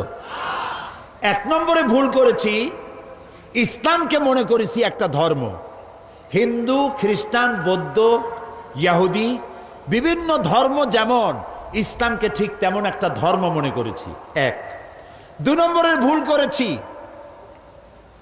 কোরআন শরীফকে বেদ, বাইবেল, গীতা, ত্রিপিটক, জিন্দাবিস্তা ইত্যাদি ধর্মগ্রন্থের মতো শুধুমাত্র একখানা ধর্মগ্রন্থ মনে করেছি। 3 নম্বরে ভুল করেছি, নবী করিম সাল্লাল্লাহু আলাইহি ওয়াসাল্লামকে শুধুমাত্র একজন ধর্মীয় নেতা মনে করেছি। এই 3টি গ্রেট মিস্টেক, 3টি শ্রেষ্ঠ ভুল, বড় ভুল, যে ভুলের খেসারত গোটা জাতিকে আরো কতকাল দিতে হবে আল্লাহ তাআলা ভালো জানেন। আল্লাহ আমাদের মাফ করুন, আমরা বলি আমিন। প্রিয় ভাই সব, 1 নম্বরে বলে নিতে চাই, ইসলাম হিন্দু, খ্রিস্টান, বৌদ্ধ অন্যান্য ধর্মের মতো শুধুমাত্র একটি ধর্ম নয়। এটি একটি পরিকল্পনা, এটি একটি স্কিম, এটি একটি জীবন বিধান। আর কোরআন, গীতা, বেদ, বাইবেল অন্য কিতাবের মতো নয়। আমি গীতাকে সম্মান করি, আমি রামায়ণকে সম্মান করি, আমি বেদকে সম্মান করি, আমি ইনজিল, ফুরকান, তাওরাত, জাবুর আল্লাহ যা নাজিল করেছেন সেগুলিকেও সম্মান করি। আমরা সমস্ত নবীদেরকে সম্মান করি। লা নুফাররিকু বাইনা আহাদিম মির রুসুলি। কোন নবীর মধ্যে তারতম্য করি না। আমরা ঈসা আলাইহিস সালামকে সম্মান করি। সুবহানাল্লাহ। ঈসা আলাইহিস সালামের মাকে সম্মান করি, কিন্তু তোমরা সম্মান করতে জানলা না। নিজের সম্মান না থাকলে অন্যকে সম্মান করা যায় না। রাসূলুল্লাহর মাথায় বোমার মতো পাগড়ি পরাইয়া আর অর্ধনগ্ন নারী দুই পাশে বসাইয়া আমার নবীকে বেইজ্জত করতে পারো নাই, বিশ্বের 600 কোটি মানুষকে বেইজ্জত করেছো, পৃথিবীর সভ্যতাকে বেইজ্জত করেছো। আমার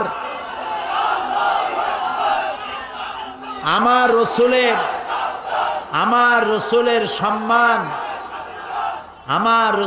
সম্মান কচু পাতার পানি নয়, কলা পাতার পানি নয়।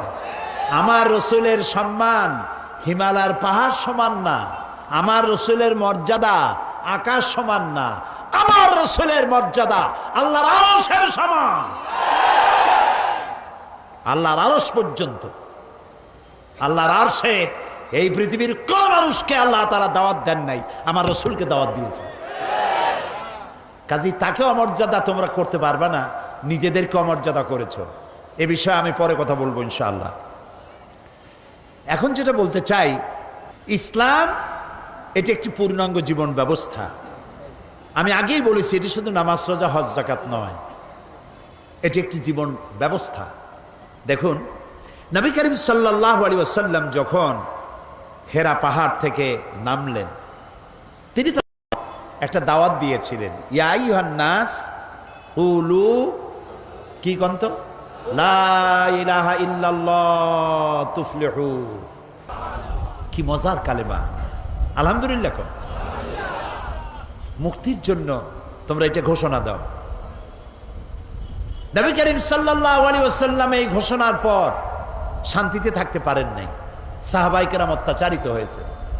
বুখারী শরীফের হাদিস, ওয়ান খাব্বাব বিনিল আরিত রাদিয়াল্লাহু তাআলা আনহু আন্নাহু ক্বাল শাকাউনা ইলা রাসূলিল্লাহি সাল্লাল্লাহু আলাইহি ওয়াসাল্লাম ওয়া হুয়া মুতাওয়াসসাদুন বুরদাতুন লাহু ফি জিল্লিল কাবা।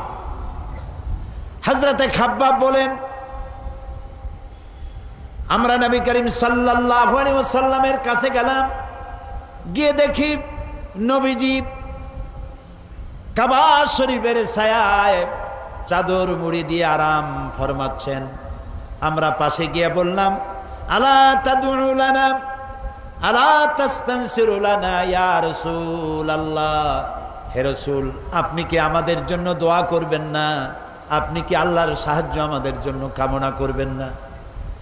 আমাদের বেলালকে ওরা মেরে শেষ করলো, খাব্বাবকে মারলো, খুবাইবকে মারলো, আম্মারকে মারলো, সুমাইয়াকে শহীদ করলো।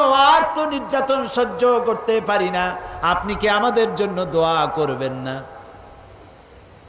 নবীজি উঠে বসলেন, বললেন, ও খাব্বাব, তোমাদের আগে এই পৃথিবীতে যারাই দ্বীনের দাওয়াত দিয়েছেন, ইসলামের দাওয়াত যারাই দিয়েছেন। আচ্ছা ভাই, আর একটা কথা বলি, কোন কোন বইতে লেখা আছে ইসলামের প্রবর্তক মুহাম্মদ সাল্লাল্লাহু আলাইহি ওয়াসাল্লাম। এই কথাটা কিন্তু ঠিক না। ইসলামের প্রবর্তক আল্লাহ তাআলা। ইসলাম কার? কিছু লোক আছে বেয়াদব, এদেরকে বেয়াদব ছাড়া আমি আর কিছু বলতে পারি না। তারা বলে মওদুদির ইসলাম, বাগদাদের ইসলাম, অমুক জায়গার ইসলাম, তমুক জায়গার ইসলাম। এই জাতীয় কথা যারা বলে তারা বেয়াদব। ইসলাম তো মুহাম্মদ রাসূলুল্লাহ সাল্লাল্লাহু আলাইহি ওয়াসাল্লামেরও নয়। ইসলাম হচ্ছে কার? চিল্লায় বলেন। সুতরাং কোন মানুষের নামের সাথে ইসলাম বলা বেয়াদবি। ইসলাম আল্লাহ দিয়েছেন।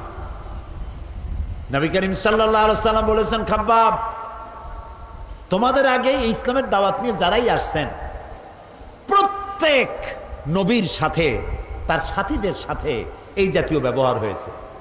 তোমরা জানো না, যারা এই দিনের দাওয়াত দিয়েছে তাদেরকে ধরা হতো, ফায়ুহফারু লাহু ফিল আরদ, তাদের জন্য জমিনে গর্ত খনন করা হতো, ফায়ুজআলু ফিহা, এরপরে সেই গর্তের মধ্যে তাকে কোমর পর্যন্ত দাবায়ে দেওয়া হতো, সুম্মা ইউতা বিল মানশার, এরপরে করাত আনা হতো, ফায়ুদাউ আলা রাসিহি, এরপরে সেই করাত তার মাথার উপরে রাখা হতো, ফায়ুজআলু নিসফাইন, এরপরে করাত দিয়া চিরে জীবিত মানুষটিকে দ্বিখণ্ডিত করে ফেলে দেওয়া হতো। মা ইয়াসুদ্দুহু যালিকা আন দীনিহি, এত কষ্ট দেওয়ার পরেও একজন মুসলমানকেও তারা দ্বীনের রাস্তা থেকে এক চুলও সরাইতে পারে নাই। আমরা পারবো এরকম? পারবো? কারা কারা পারবো? আলহামদুলিল্লাহ। হাত নামা, হাত নামা, হাত নামা। রাসূলুল্লাহ বলছেন, শোনেন শোনেন শোনেন, নবী করিম সাল্লাল্লাহু আলাইহি ওয়াসাল্লাম বলছেন, ওয়াল্লাহি ওয়াল্লাহি লা ইউতাম্মান্নাল্লাহু হাযাল আমরা হাত্তা ইয়াসিরুর রাকিবু মিন সানা ইলা হাদারামাউত। ও খাব্বাব, আমি আল্লাহর নামে কসম করি। কে কে কসম করছে? হুজুরে করিম সাল্লাল্লাহু আলাইহি ওয়াসাল্লাম আল্লাহর নামে শপথ করছি। সুবহানাল্লাহ। ও খাব্বাব, সেদিন বেশি দূরে নয়, যেদিন ইয়েমেনের রাজধানী সানা থেকে শুরু করে হাজার হাজার মাইল দূরে হাজারামাউত পর্যন্ত সুন্দরী যুবতী মেয়েরা, রূপের পসরা নিয়ে, সদাগরেরা ব্যবসায়ের মাইল নিয়ে, উট আর ছাগল আর ভেড়া নিয়ে যাতায়াত করবে হাজার হাজার মাইল। লা ইয়াখাফু ইল্লাল্লাহ, আল্লাহ ছাড়া কোনো ভয় তাদের দিলে থাকবে না। চোরের ভয়, ডাকাতের ভয়, ধর্ষণের ভয় থাকবে না। কে বলছেন? কার নামে কসম করে? আল্লাহর নামে কসম করে বলছেন। তারপরে রাসূলুল্লাহ বলছেন, আবে যিবু আলা গানামি, তবে হ্যাঁ এই ভয় থাকতে পারে, সাথে যদি উট ছাগল ভেড়া থাকে তো বাঘের ভয় তো থাকতেই পারে। আল্লাহর কথায়, রসুলের কথায় কোনো ফাঁক থাকে না। কথা কি বোঝেন? একজন এক এলাকার এক বক্তা ছিল, ইলেম কালাম কম। উনি মাহফিলে গিয়ে দেখতেন যে আলেম আছে কিনা, তাহলে ওয়াজ শর্ট করতেন। তখন আলেম আছে কিনা তা বুঝবে কি করে? সেই জন্য তিনি বলতেছেন যে ভাই, আজকে আমি একটা পাতার ওয়াজ করব। সেই পাতাটার ফজিলত সাংঘাতিক। পানিতে পড়লে একরকম, ডাঙ্গায় পড়ে একরকম, এরকম একটি পাতার ওয়াজ করতে চাই। জনগণ বলল, আমরা এরকম ওয়াজ শুনতেই চাই। তিনি বললেন, দেখেন, ওই পাতাটা যদি নদীর মধ্যে পড়ে কুমির হয়ে যায়, আর পাতাটা যদি ডাঙ্গায় পড়ে বাঘ হয়ে যায়। মাঝখান থেকে একটা লোক দাঁড়ায় বলছেন, আচ্ছা হুজুর, এই পাতার ফজিলত যখন এরকম, তাহলে যদি এই পাতাটা অর্ধেকটা পড়ে নদীতে, অর্ধেকটা পড়ে ডাঙ্গায়, তখন কি হবে? মৌলভী সাহেব মনে করলেন আলেম তো আছে। ওয়াখির দাওয়ান আনিল হামদুলিল্লাহি রাব্বিল আলামিন, আসসালামু আলাইকুম ওয়া রাহমাতুল্লাহ।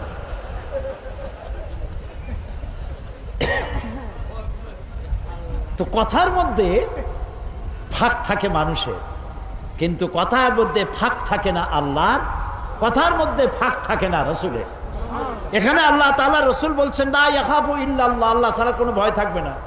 তারপরে যদি কেউ উট নিয়ে যায়, ছাগল নিয়ে যায়, আর পাহাড়িয়া বাঘ এসে যদি উট নিয়ে যায়, তাহলে রসুলের কথার মধ্যে তো অসুবিধা হয়ে গেল। লোকেরা বলবে, উনি বললেন আল্লাহ ছাড়া ভয় নাই, ভয় তো আছে।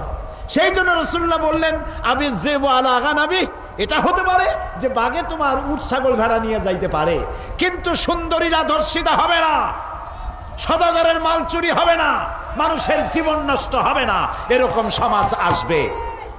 ওয়ালাকিন্নাকুম তাস্তাজিলুন, আসলে তোমরা খুব তাড়াহুড়ো করছো। তাড়াহুড়ো করো না, ধৈর্য ধরো। এটা পাওয়ার জন্য বহুত নবীদের জীবন দিতে হয়েছে, সময় লাগবে। ইসলাম শুধু নামাজ, রোজা, হজ, যাকাত নয়, শুধু দাড়ি, টুপি, মেসওয়াক নয়।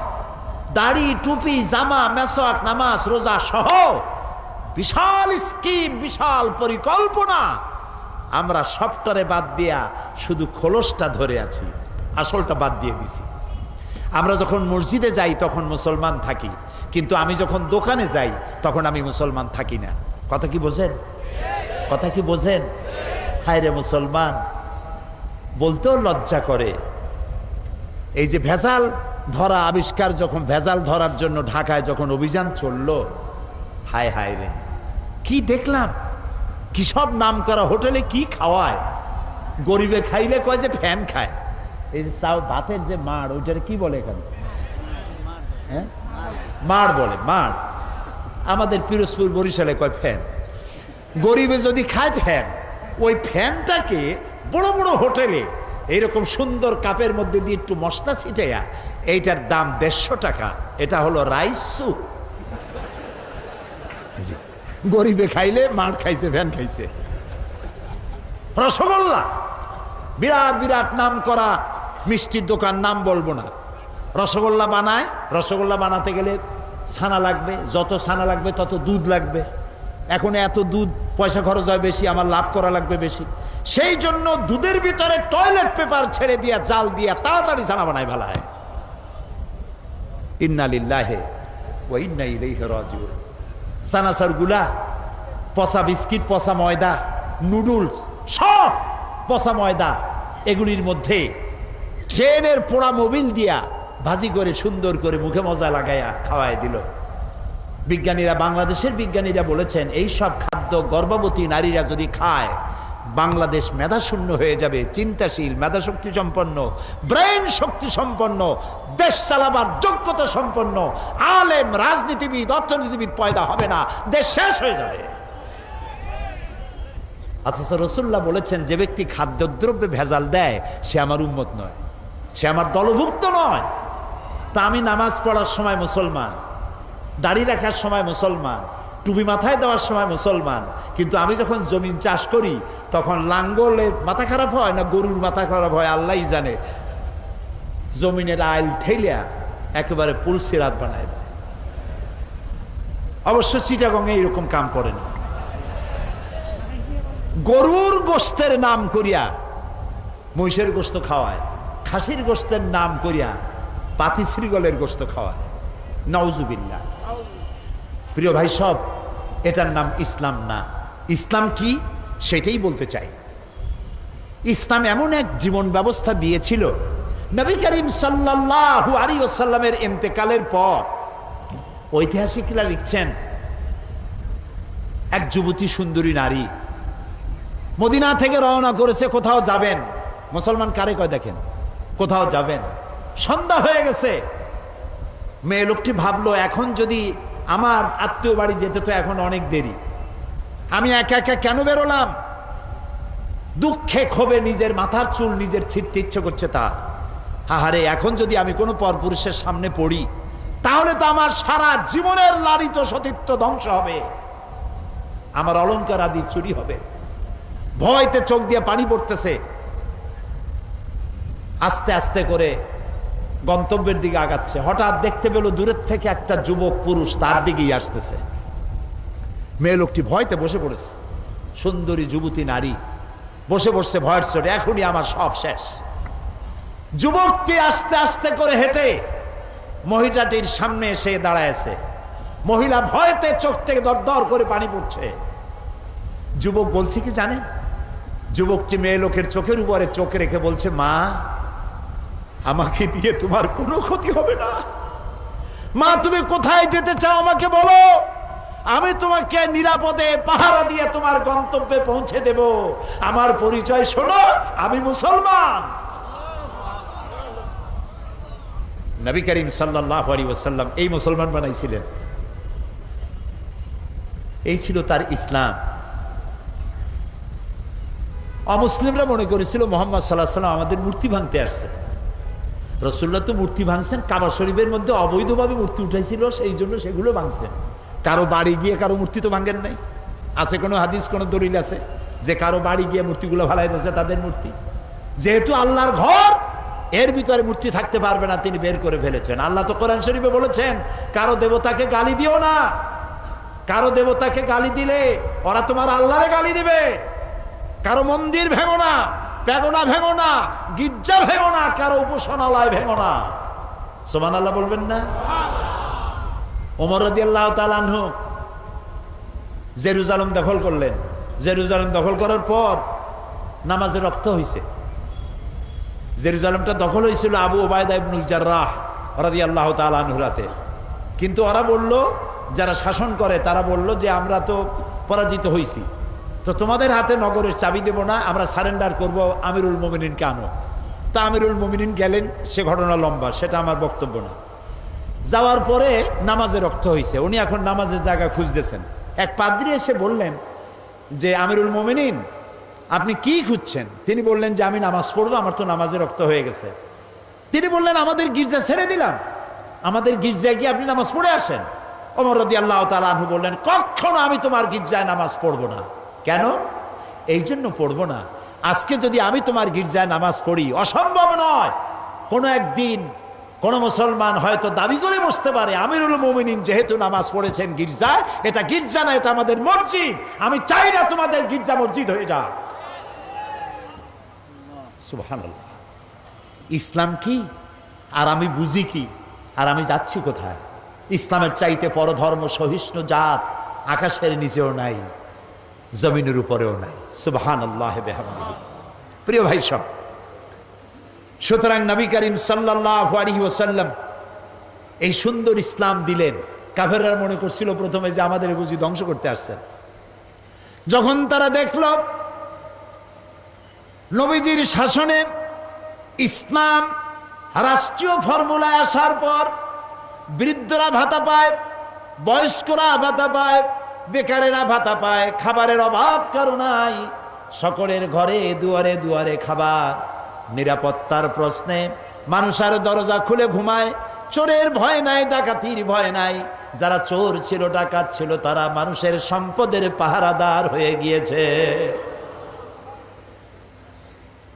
নবীজির মদিনার শেষ জীবনে শেষ সূরা যেটা নাজিল হলো, আল্লাহ তাআলা বলছেন ইযা জাআ নাসরুল্লাহি ওয়াল ফাতহ আরাইতান নাসা ইয়াদখুলুনা ফি দীনিল্লাহি আফওয়াজা ফাসাব্বিহ বিহামদি রাব্বিকা ওয়াস্তাগফির ইন্নাহু কানা তাওয়াবা।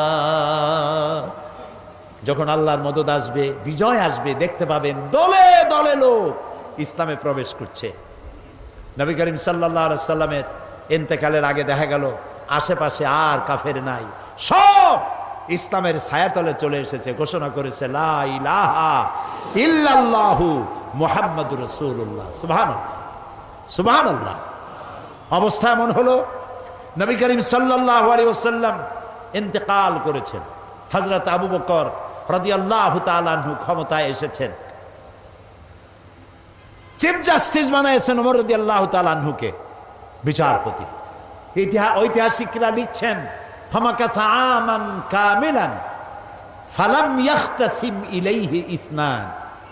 একটা বছর পার হয়ে গেল, হযরত ওমরের আদালতে একটা মামলা আসে নাই, একটা মামলা নাই। সুবহানাল্লাহ কইতে ইচ্ছা করে না? যাই দেখুন তো চট্টগ্রাম আদালতে কত হাজার মামলা পড়ে আছে, সারা বছরে একটা মামলা নাই। হযরত ওমর গিয়া বললেন মা হাজাতা বি ইনদা কওমে মুমিনিনা ইয়া খলিফাতা রাসূলিল্লাহি সাল্লাল্লাহু আলাইহি ওয়াসাল্লাম। হে আল্লাহ রাসূলের খলিফা, এই জাতির জন্য বিচারপতির দরকার কি? আমি এই চাকরিতে আর থাকতে চাই না। তিনি প্রশ্ন করলেন কেন, কেন তুমি বলছো? তিনি বললেন একটা বছর বসে থাকলাম, একটা মামলা নাই, তা আমি ওখানে বসে থাকবো কেন? সিদ্দিকে আকবর রাদিয়াল্লাহু তাআলা আনহু প্রশ্ন করলেন ওমর, এই যে মামলা হইল না এর কারণটা কি? তুমি কোনো চিন্তা করছো? বলেন হ্যাঁ চিন্তা করেছি।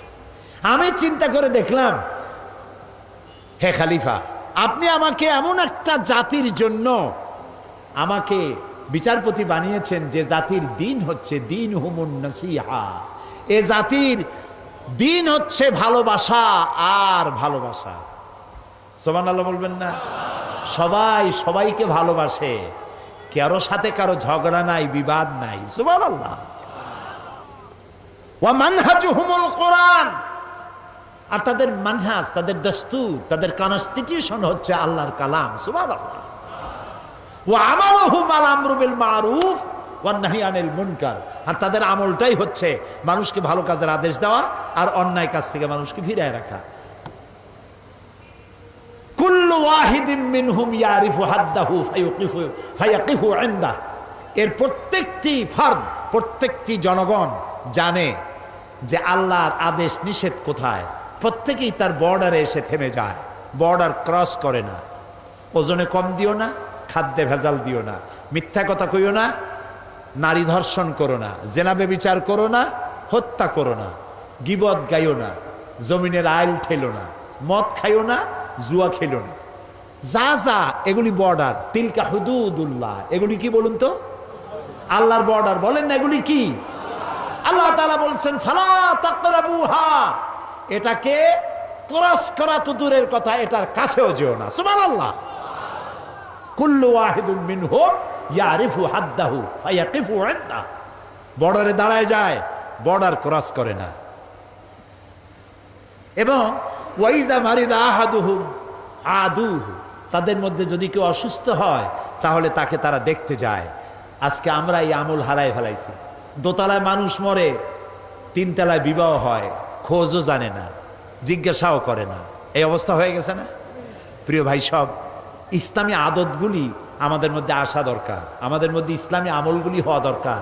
রাসূলুল্লাহ কারো অসুখ হইলে দেখতে যাইতেন, কিছু নিয়ে যাইতেন, মাথায় হাত বুলাইতেন, ফু দিতেন, দোয়া করতেন। সুবহানাল্লাহ। আপনার শত্রু যদি হয়, অসুস্থ হয়েছে, আপনি যদি তাকে দেখতে যান, একটু কমলা নিয়ে যান, একটু বেদানা নিয়ে যান, একটু আঙ্গুর নিয়ে যান।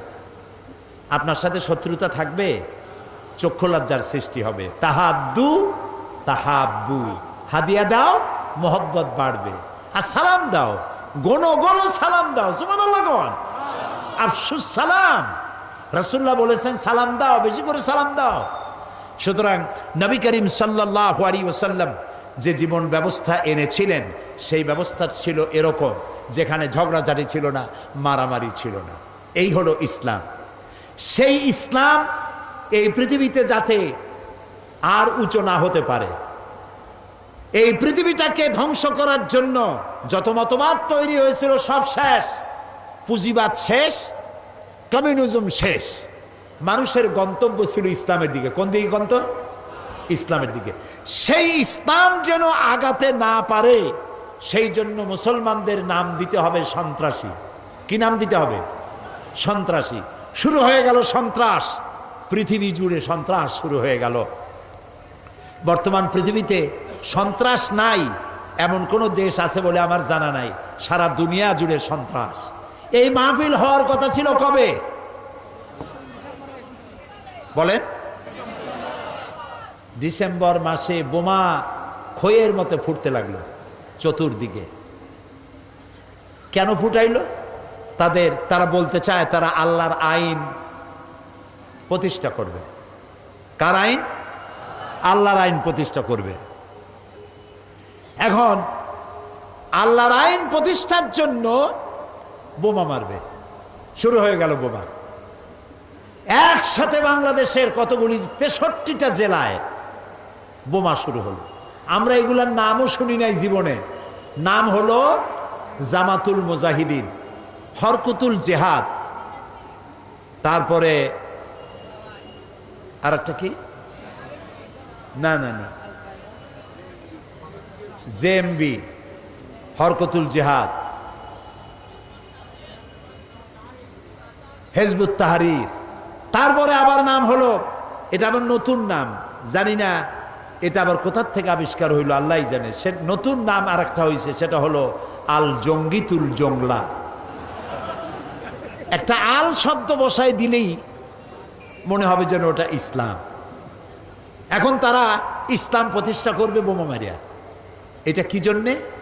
আল্লাহর আইন। আমাদের স্লোগান ছিল আল্লাহর আইন চাই, আর কি চাই বলেন না সবাই? আল্লাহর আইন চাই। আর আল্লাহর আইনকে বদনাম করার জন্য শোনেন, মাথা কাটায় শোনেন কথা, আল্লাহর আইনের কথা যাতে আর পৃথিবীতে উচ্চারিত হতে না পারে, জিহাদের নাম যাতে মুসলমানেরা না নিতে পারে, সেই জন্য শুরু হলো ষড়যন্ত্র। পৃথিবীর মুসলমানেরা জিহাদের নাম মোছা যাবে না, জিহাদ চলবে কিয়ামত পর্যন্ত। তবে জিহাদটা কি? জেহাদটা কি সেটা বুঝতে হবে। জেহাদ আর কেতাল এক জিনিস নয়, জেহাদ আর যুদ্ধ এক জিনিস নয়, হলি ওয়ার এবং যুদ্ধ এক জিনিস নয়। জেহাদ এক পবিত্র জিনিস। সেটি কি? সেটি হচ্ছে জেহাদের আবিধানিক এবং পারিভাষিক অর্থ হচ্ছে যে কোনো উদ্দেশ্যকে সফলতার শীর্ষে পৌঁছে দেওয়ার জন্য যে প্রাণান্তকার প্রচেষ্টা করা হয়, ওই প্রচেষ্টার আরবি নাম হলো জেহাদ। এটা যুদ্ধ নয়। এখন আমার মূল লক্ষ্য ইসলাম প্রতিষ্ঠা। আমার মূল লক্ষ্য কি? এই ইসলাম প্রতিষ্ঠার জন্য আমি যদি বই লিখি তাহলে এটা আমার লেখার জেহাদ। আমি এটা প্রতিষ্ঠার জন্য যদি আমি বক্তৃতা করি, এটা আমার বক্তৃতার জেহাদ। এটা প্রতিষ্ঠার জন্য যদি আমি মাল খরচ করি, তো এটা আমার মালি জেহাদ। আর যদি এই আন্দোলনকে ব্যাহত করার জন্য অন্য কোনো রাষ্ট্র যদি ঝাঁপাইয়া পড়ে, তাহলে কেবলমাত্র রাষ্ট্রের পক্ষ থেকেই সেইটার মোকাবেলা করার জন্য সশস্ত্র জেহাদের হুকুম আসতে পারে। কোন রাজনৈতিক দল, কোন ব্যক্তি জেহাদের অর্ডার দেওয়ার কোনো ক্ষমতা নাই, এখতিয়ার নাই। এই অনুমতি ইসলাম দেয় না। কারো বাবার হিম্মত নাই অন্ধকারের ভিতরে দল বানাইয়া বোমা মেরে ইসলাম কায়েম করবে। এটা ইসলাম নয়, এটা শয়তানি। ইসলামকে বদনাম করার জন্যে তারা এই পন্থা অবলম্বন করেছে। প্রিয় ভাই, সব কথাগুলি আপনাদেরকে শুনতে হবে।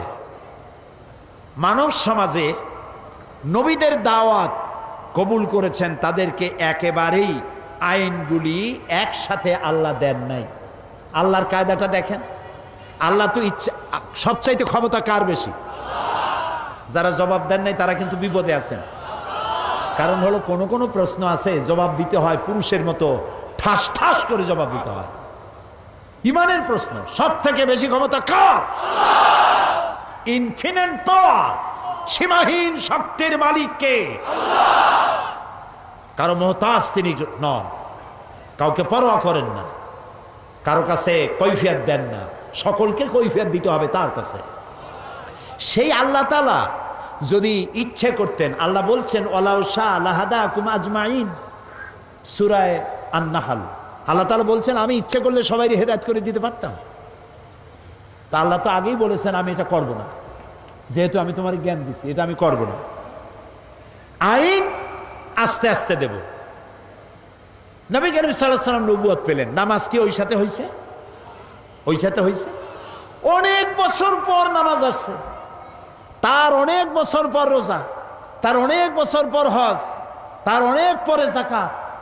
ইমপ্লিমেন্টেশন, ইসলামের আইনের প্রয়োগ ধীরে ধীরে গ্রাজুয়ালি, একসাথে নয়। আল্লাহ প্রথমে মানুষের জেহেন, মেন্টালিটি তৈরি করেছেন, মোটিভেটেড করেছেন, মোটিভেশন করেছেন, তারপরে আইন দিয়েছেন একটু একটু করে। একটা দৃষ্টান্ত দেই, দেব একটা দৃষ্টান্ত দেই। সব তো মুসলমান, সব ব্যাপারে আইন আসছে, কিন্তু মত সম্পর্কিত আইন তখনো আসে নাই। ইসলাম কবুলকারী মুসলমানেরা কেউ কেউ তখনও শরাবের ব্যাপারে কোনো আইন আসে নাই বলে শরাব পান করতেন। প্রশ্ন উঠল, হে রাসূল, এই যে মদ টদ খাইয়া মাতলামি করে টরে, এসব ব্যাপারে তো কোনো আইন টাইন আসলো না, এটা বিষয়টা কি? তো রাসূলুল্লাহ কথা বলতেন না যতক্ষণ জিবরাইল না বলেন, জিবরাইল যতক্ষণ বলতেন না যতক্ষণ আল্লাহ রাব্বুল আলামিন প্রশ্নের জবাব দিলেন, ওয়ায়াসআলুনাকা আনিল খামরি ওয়াল মাইসিরি কুল ফীহিমা ইসমুন কাবীর ওয়া মানাফিউন লিন-নাস। হে নবী, আপনাকে প্রশ্ন করা হয় মদ এবং জুয়া সম্পর্কে, আপনি বলুন এ দুটোই ভালো জিনিস নয়, কল্যাণমূলক নয়, তবে এর মধ্যে মানুষের কিছু কল্যাণ আছে। মদের মধ্যে, জুয়ার মধ্যে মানুষের কিছু কল্যাণ আছে। 10 টাকা দিয়ে লটারিতে টিকিট কিনছে, যদি লাগিয়ে যায় তো 10 টাকার টিকিটে লেক্সাস গাড়ি পেয়ে গেছে, 10 কোটি টাকা পেয়ে গেছে, এখন জিন্দিগি চেয়েছে, গাড়ি দেখে নাই, 10,000 টাকা জীবনে ওর বাবেও চোখে দেখে নাই। সে যদি 1 কোটি টাকা হাতে পায়, ও কি দুনিয়ার আর দুনিয়া মনে করবে? ওর সামনে তো মেয়ে লোক তো যাইতেই পারবে না, যা খুশি তাই করবে। সেই জন্য কল্যাণ আছেই, রাতারাতি আঙ্গুল ভুলে কলা গাছ হইতে পারে। মদ খাইলে কিছু সময়ের জন্য রাজা রাজা ভাব একটু হইতে পারে, কিন্তু ওয়া ইসমুহুমা আকবারু মিন নাফিহিমা, কিন্তু উপকারের চাইতে অপকারিতা বেশি। কে বললেন? আল্লাহ তাআলা। এই আয়াত নাজিল হওয়ার পর যে সমস্ত মুসলমানরা মদ পান করতেন, ওনারা মনে করলেন যে মানুষের কল্যাণ আর অকল্যাণ আল্লাহর চাইতে তো কেউ ভালো বোঝার কথা না। তিনি যখন বলছেন কল্যাণের চাইতে অকল্যাণ বেশি, কাজী এটা পান করব না। 25% শরাবখোর শরাব ছেড়ে দিল। আরেকদিন, এর কিছুকাল পরে একদিন নামাজ পড়তে গেছেন একজন ইমাম, ইমামতি করছেন তিনি, যিনি একটু আগে খাইয়ে আসছে। 17 পারা শুরু করে 23 পারায় গিয়ে ঢুকছে, মাথা তো ঠিক নাই। রাসূলের কাছে প্রশ্ন করলো যে এই তো নামাজ পড়লো ইয়া খাইয়া, এখন তো নামাজের মধ্যে প্যাঁচ লাগাই ফেলাইছে, এখন কি হবে? আল্লাহ তাআলা বলে দিলেন, লা তাকরাবুস সালাত ওয়া আনতুম সুকারা হাত্তা তা'লামুনা মা তাকুলুন। যত তোমরা ওই অবস্থায় নামাজ পড়া তো দূরের কথা, নামাজের কাছেও যেও না যতক্ষণ তোমরা না বুঝো যে তোমরা কি বলছো। মাথার থেকে মদের ক্রিয়া না যাওয়া পর্যন্ত নামাজ পড়া তো দূরের কথা, কাছেও যেও না। বুদ্ধিমান মুসলমানেরা মনে করলেন এত খারাপ এটা খাইয়ে নামাজ পড়া তো দূরের কথা, কাছেও যাওয়া উচিত না, দেখতে এটা খাবো না। আরো 25 ভাগ ছেড়ে দিল, তাও আমরা সুবহানাল্লাহ কব না। এখন কত হইল? রেশিও কত? 50-50, অর্ধেকে খায় অর্ধেকে খায় না। আল্লাহর আইনের প্রতি আনুগত্যের রেশিও যখন এই পর্যায়ে আসছে, তখন চূড়ান্ত আয়াত নাজিল হয়ে গেল, ইন্নামাল খামরু ওয়াল মাইসিরু ওয়াল আনসাবু ওয়াল আজলামু রিজসুম মিন আমালিশ শাইতানি ফাজতানিবুহু। মদ, জুয়া, মূর্তি, পাশা, এগুলি সব নিষিদ্ধ ঘোষণা করা হলো। এগুলি সব শয়তান কর্তৃক উদ্ভাবিত নোংরা কাজ, তোমরা ফাজতানিবুহু এগুলি পরিত্যাগ করো। শয়তান চায় এই কাজগুলির মাধ্যমে তোমাদেরকে আল্লাহর জিকির এবং স্মরণ থেকে বিরত রাখতে। ফাহাল আনতুম মুনতাহুন, তোমরা কি এগুলি জানার পরেও বিরত থাকবে না? তখন তো মাইক নাই, রেডিও নাই, টেলিভিশনও নাই, মোবাইলও নাই। রাসূলুল্লাহ বললেন, এই আয়াতগুলি রাস্তায় রাস্তায় তেলাওয়াত করো, যাও। কয়েকজন সাহাবী নামাই দিলেন। সাহাবীরা রাস্তায় রাস্তায় আয়াত চিল্লায় পড়তেছেন। শরাব খানার ভিতরে যেসব মুসলমান শরাব খাচ্ছিলেন, কোরআনের আয়াত শুনতে পেলেন, হাতে গ্লাস ছিল মদের, ছুঁড়ে ফেলে দিলেন। মুখে নিয়েছিলেন, কুলি করলেন। যিনি গিলেছিলেন, গলায় আঙ্গুল দিয়ে বমি করে ফেলে দিলেন। মদের দোকানদার লাথি মেরে তার মদের পাত্র ভেঙে চুরমার করে দিল। এর নাম মুসলমান, এর নাম ইসলাম, এর নাম ইসলাম। ঠাইসা দুনিয়া, লা ইকরাহা ফিদ্দীন, দিনের মধ্যে কোনো বাড়াবাড়ি নাই। আমাদের ধর্মনিরপেক্ষ ভাইরা, ওনারা লা ইকরাহা ফিদ্দীন নিছেন ওনাদের ধর্মনিরপেক্ষের দলিল হিসাবে। না বুঝলে যা হয়। একজন মুরব্বী ওই দলের, নাম নেব না, বুঝে নিয়েন, বেঁচে নাই তিনি, মুখে দাড়ি ছিল। আমি একদম বললাম, বড় ভাই, এই ধর্মনিরপেক্ষ না থাকলে কি হয়? এইটারে বাদ দিলে আমরা তো কাছাকাছি হইতে পারি। আপনি আমার পাকা ধানে মই দেন নাই, আমিও আপনার হালের গরু পিটায় মারি নেই। আপনাদের সাথে আমাদের কোনো শত্রুতা নাই। এটা করেন কেন? এটা বাদ দিতে পারেন না? কয় কোন কি? আল্লাহ নিজেই তো ধর্মনিরপেক্ষ। আমরা আস্তাগফিরুল্লাহ, কয় কি? আল্লাহর চাইতে ধর্মের পক্ষে কেউ আছে? এই তো কেবল আমি তো শুরুই করছি, ইন্নাদ-দীনা ইনদাল্লাহিল ইসলাম। আল্লাহ তো বলছেন আমার কাছে পছন্দ কেবলমাত্র ইসলাম। জোরে কোন কি? চিল্লায় বলো, আমার কাছে পছন্দনীয় কেবলমাত্র ইসলাম। তা আল্লাহ তো সব থেকে ধর্মের পক্ষে, আর আপনি কোন কি? কয় যে ওই যে আছে লাকুম দীনুকুম ওলিয়া দিন, ওটাও তো ধর্মের পক্ষে। লাকুম দীনুকুম ওলিয়া দিন, তোমার জন্য তোমার ধর্ম, আমার জন্য আমার ধর্ম। তার মানে কি? তার মানে হলো তুমি তোমার ধর্মের পক্ষে থাকো, আমি আমার ধর্মের পক্ষে থাকি। সুবহানাল্লাহ। প্রিয় ভাই সব, ইসলাম এসেছে এইভাবে, মার দাঙ্গা করে আসে নাই। দেখেন না রসুলের, আমি কি বলবো, আমি তো বলে শেষ করতে পারবো না। নবী করিম সাল্লাল্লাহু আলাইহি ওয়াসাল্লাম তখনও পর্দার আয়াত নাজিল হয় নাই, সাহাবীরাও বসা, মেয়ে লোকও বসা পাশাপাশি। এক যুবক মহিলা, এক যুবক পুরুষ, একটা সুন্দরী যুবতী চেহারা ভালো লাগছে, তার দিকে এরকম তাকায় আছে। রাসূলুল্লাহ কিচ্ছু বললেন না, শুধু হাত দিয়ে মাথাটা ধরিয়া যুবকের আরেক দিকে ঘুরাই দিলেন, মুখ দিয়ে কিচ্ছু বললেন না। যুবক মেসেজ পাইয়া গেছে না, এটার নাম ইসলাম। মারামারি নয়, কলজায় কষ্ট দেওয়া নয়, বোমা মারা নয়, ঠ্যাঙ্গা মারা নয়। আল্লাহ তাআলা বলছেন ফাবিমা রাহমাতিম মিনাল্লাহি লিনতা লাহুম ওয়ালাউ কুনতা ফাজ্জাল গালিযাল কলব লাম ফাদ্দু মিন হাওলিক। হে রাসূল, আপনার প্রতি আল্লাহর দয়া হলো এই, আপনার কলজাটারে আল্লাহ একদম নরম বানাই দিয়েছে। যেই কাছে আসে সিমেন্টের মতো লাগিয়ে যায়। যদি আপনার মেজাজ খারাপ হইতো, কলজাটা যদি শক্ত হইতো, কেউ কাছে আসতো না, সব দূরে সরে যেত। ইসলাম আসছে ভালোবাসা দিয়ে, সুবহানাল্লাহ। আপনারা বলতে পারেন তাহলে যুদ্ধ হইল কেন?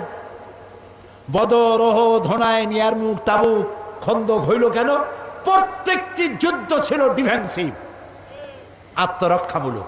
রাসূলুল্লাহ নিজে যুদ্ধ শুরু করেছেন, এরকম একটি যুদ্ধের প্রমাণ কেউ দেখাতে পারবেন না।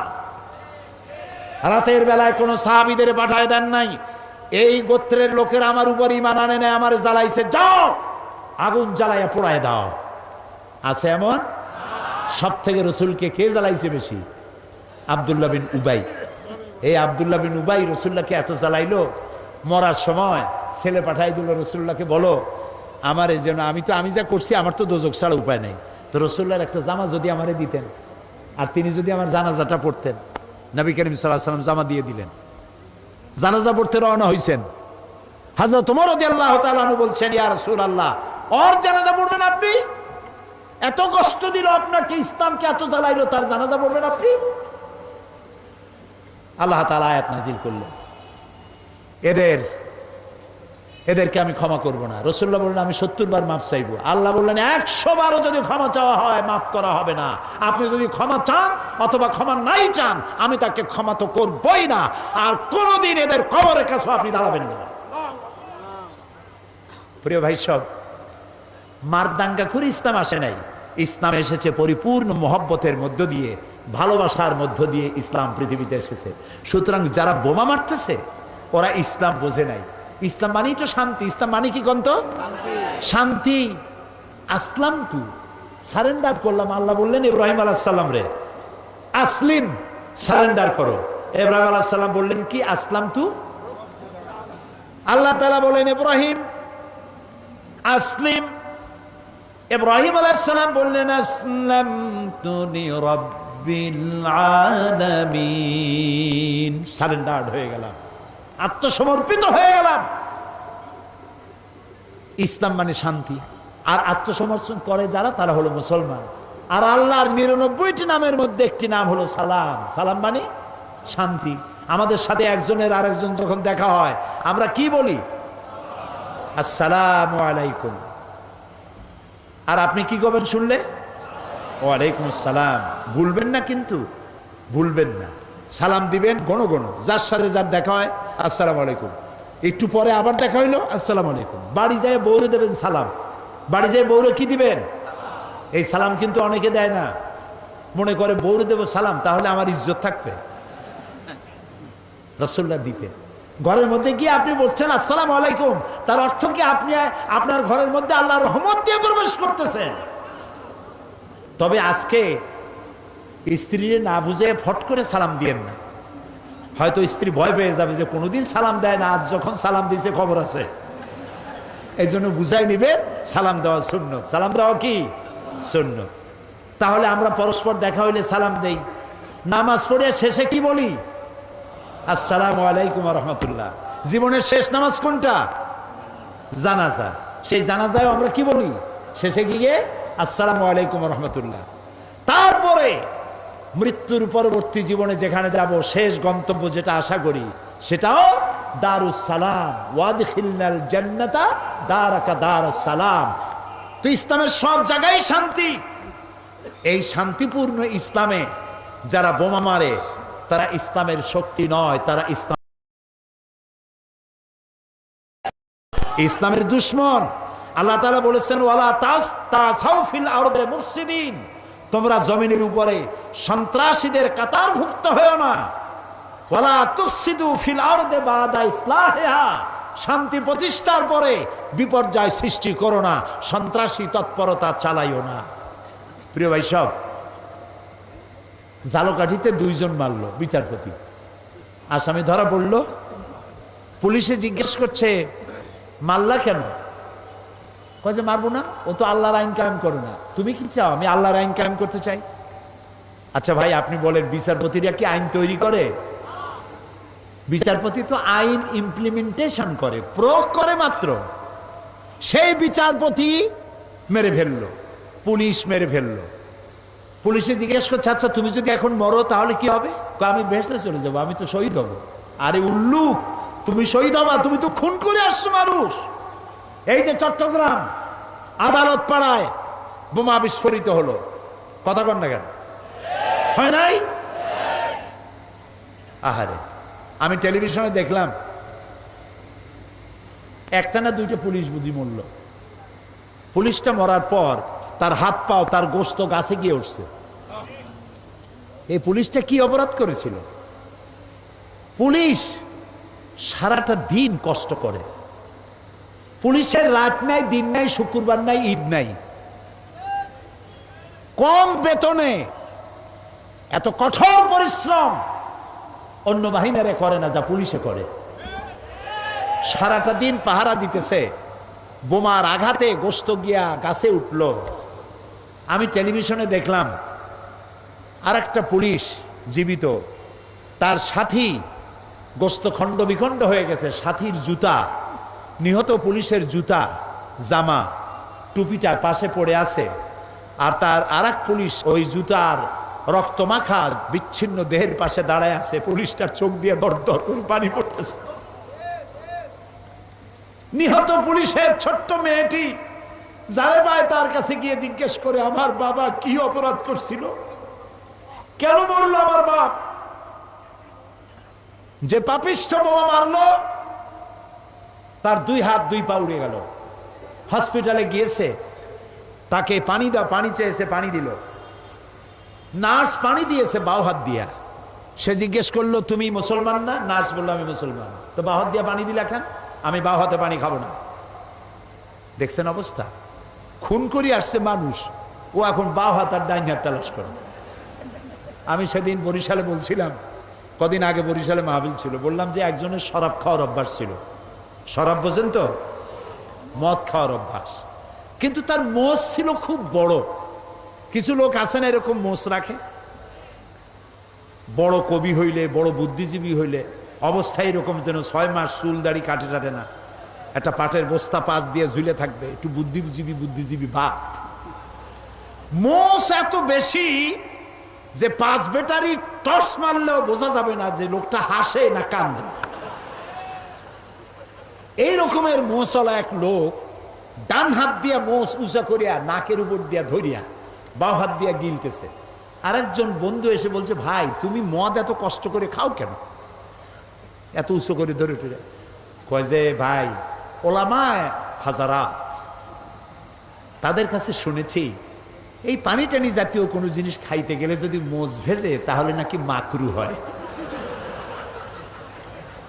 খাইতেছে মদ, তালাশ করতেছে মাকরু। আরে বেটা তুই মানুষ খুন করে আসিস, বেহেশত তো ভালো, তোর জায়গা হবে তো জাহান্নামে, তোর তো জানাজাও হবে না, কোন আলেম তোর জানাজা দিবে না, তুই জাহান্নামে যাবি, কোন সন্দেহ নাই জাহান্নাম। মান কাতালা মুমিনান মুতাআম্মিদান ফাজাযাউহু জাহান্নাম। আমার আল্লাহ তাআলা বলেছেন জেনে শুনে কোন মানুষকে মুমিনকে হত্যা করলে যাবি জাহান্নামে, কিয়ামত পর্যন্ত আল্লাহর লানত হবে আর চিরকাল জাহান্নামে যাবি, কোনদিন আল্লাহর জান্নাতে যাইতে পারবি না। তবে কাফন আর গোসল করতে হবে, দিতে হবে। জানাজা পড়বে সলিমুদ্দি কসিমুদ্দিরা, কোনো আলেম জানাজা পড়াবে না, কোনো জামাত হবে না, 3-4 জন মানুষে কোন রকম জানাজা পড়ে মাটির মধ্যে থুই আসবে, শয়তান। লা তাকতুলু আনফুসাকুম, আল্লাহ তাআলা বলেছেন আত্মহত্যা করো না, আত্মহত্যা করা হারাম। কে বলেছে তোমাকে সুইসাইড করতে? আল্লাহর আইন প্রতিষ্ঠা করার জন্য। নাউযুবিল্লাহি মিন যালিক, আমরা বলি নাউযুবিল্লাহি মিন যালিক, আল্লাহ নিষেধ করেছেন। সুতরাং এইভাবে যারা আজকে, আমাদের দেশে তো ব্রিটিশ আমলেও ইসলাম ছিল না, তাই না হুজুর? ব্রিটিশ আমলে এদেশে আল্লাহর আইন ছিল? কথা কন না কেন? আচ্ছা, পাকিস্তান আমলে তখনও কি ইসলাম ছিল? ওরা তো বলছিল ইসলামের আইন কানুন পাশ করবো, সেই জন্য পাকিস্তান বানাইলাম। ওরা কি ইসলামী আইন দিছিল? পাকিস্তান চলে গেল, তারপরেও কি ইসলামী আইন আমাদের দেশে আছে? নাই। তো ব্রিটিশ আমলে ছিল না, পাকিস্তান আমলে ছিল না, এখনো নাই। এই সরকারের 4 বছর যাইতে না যাইতে আল্লাহর আইন প্রতিষ্ঠার এই জজবা উঠলো কেন? তোমরা কারা? তোমাদের তো আমরা চিনি না। এই যে জেএমবি, মূল 2 শয়তান এখনো ধরা পড়ে নাই। আল্লাহর কাছে কোরআন সামনে রেখে দোয়া করি, আল্লাহ এই মূল 2 শয়তান এবং এদেরকে যারা বুদ্ধি দিয়েছে, এদেরকে যারা টাকা দিয়েছে, এদেরকে যারা পরামর্শ দিয়েছে, গোটা জাতির সামনে এদেরকে উলঙ্গ করে দাও।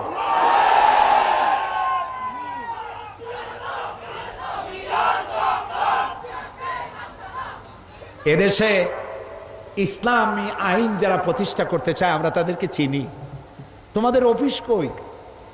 তোমাদের নেতাকে তুলা রাশির লোক দিয়ে বাটি চালান দিয়ে তো পাওয়া যাবে না, অফিস কোথায়? আল্লাহর আইন যারা চায় দেশে, আমরা সেই দলগুলির চিনি, তাদের নেতাদেরকে চিনি।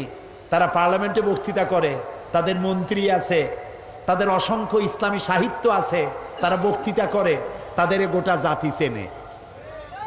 আমাকে বলতে হবে পরিচিত এদেশের ইসলামী শ্রেষ্ঠ আন্দোলন যারা করেন, তাদের একটা বই, হাজারো বইয়ের মধ্যে একটা বই দেখতে চাই, যেই বইয়ের একটা লাইনও সন্ত্রাসকে উস্কে দেয় এমন একটা বই দেখতে চাই।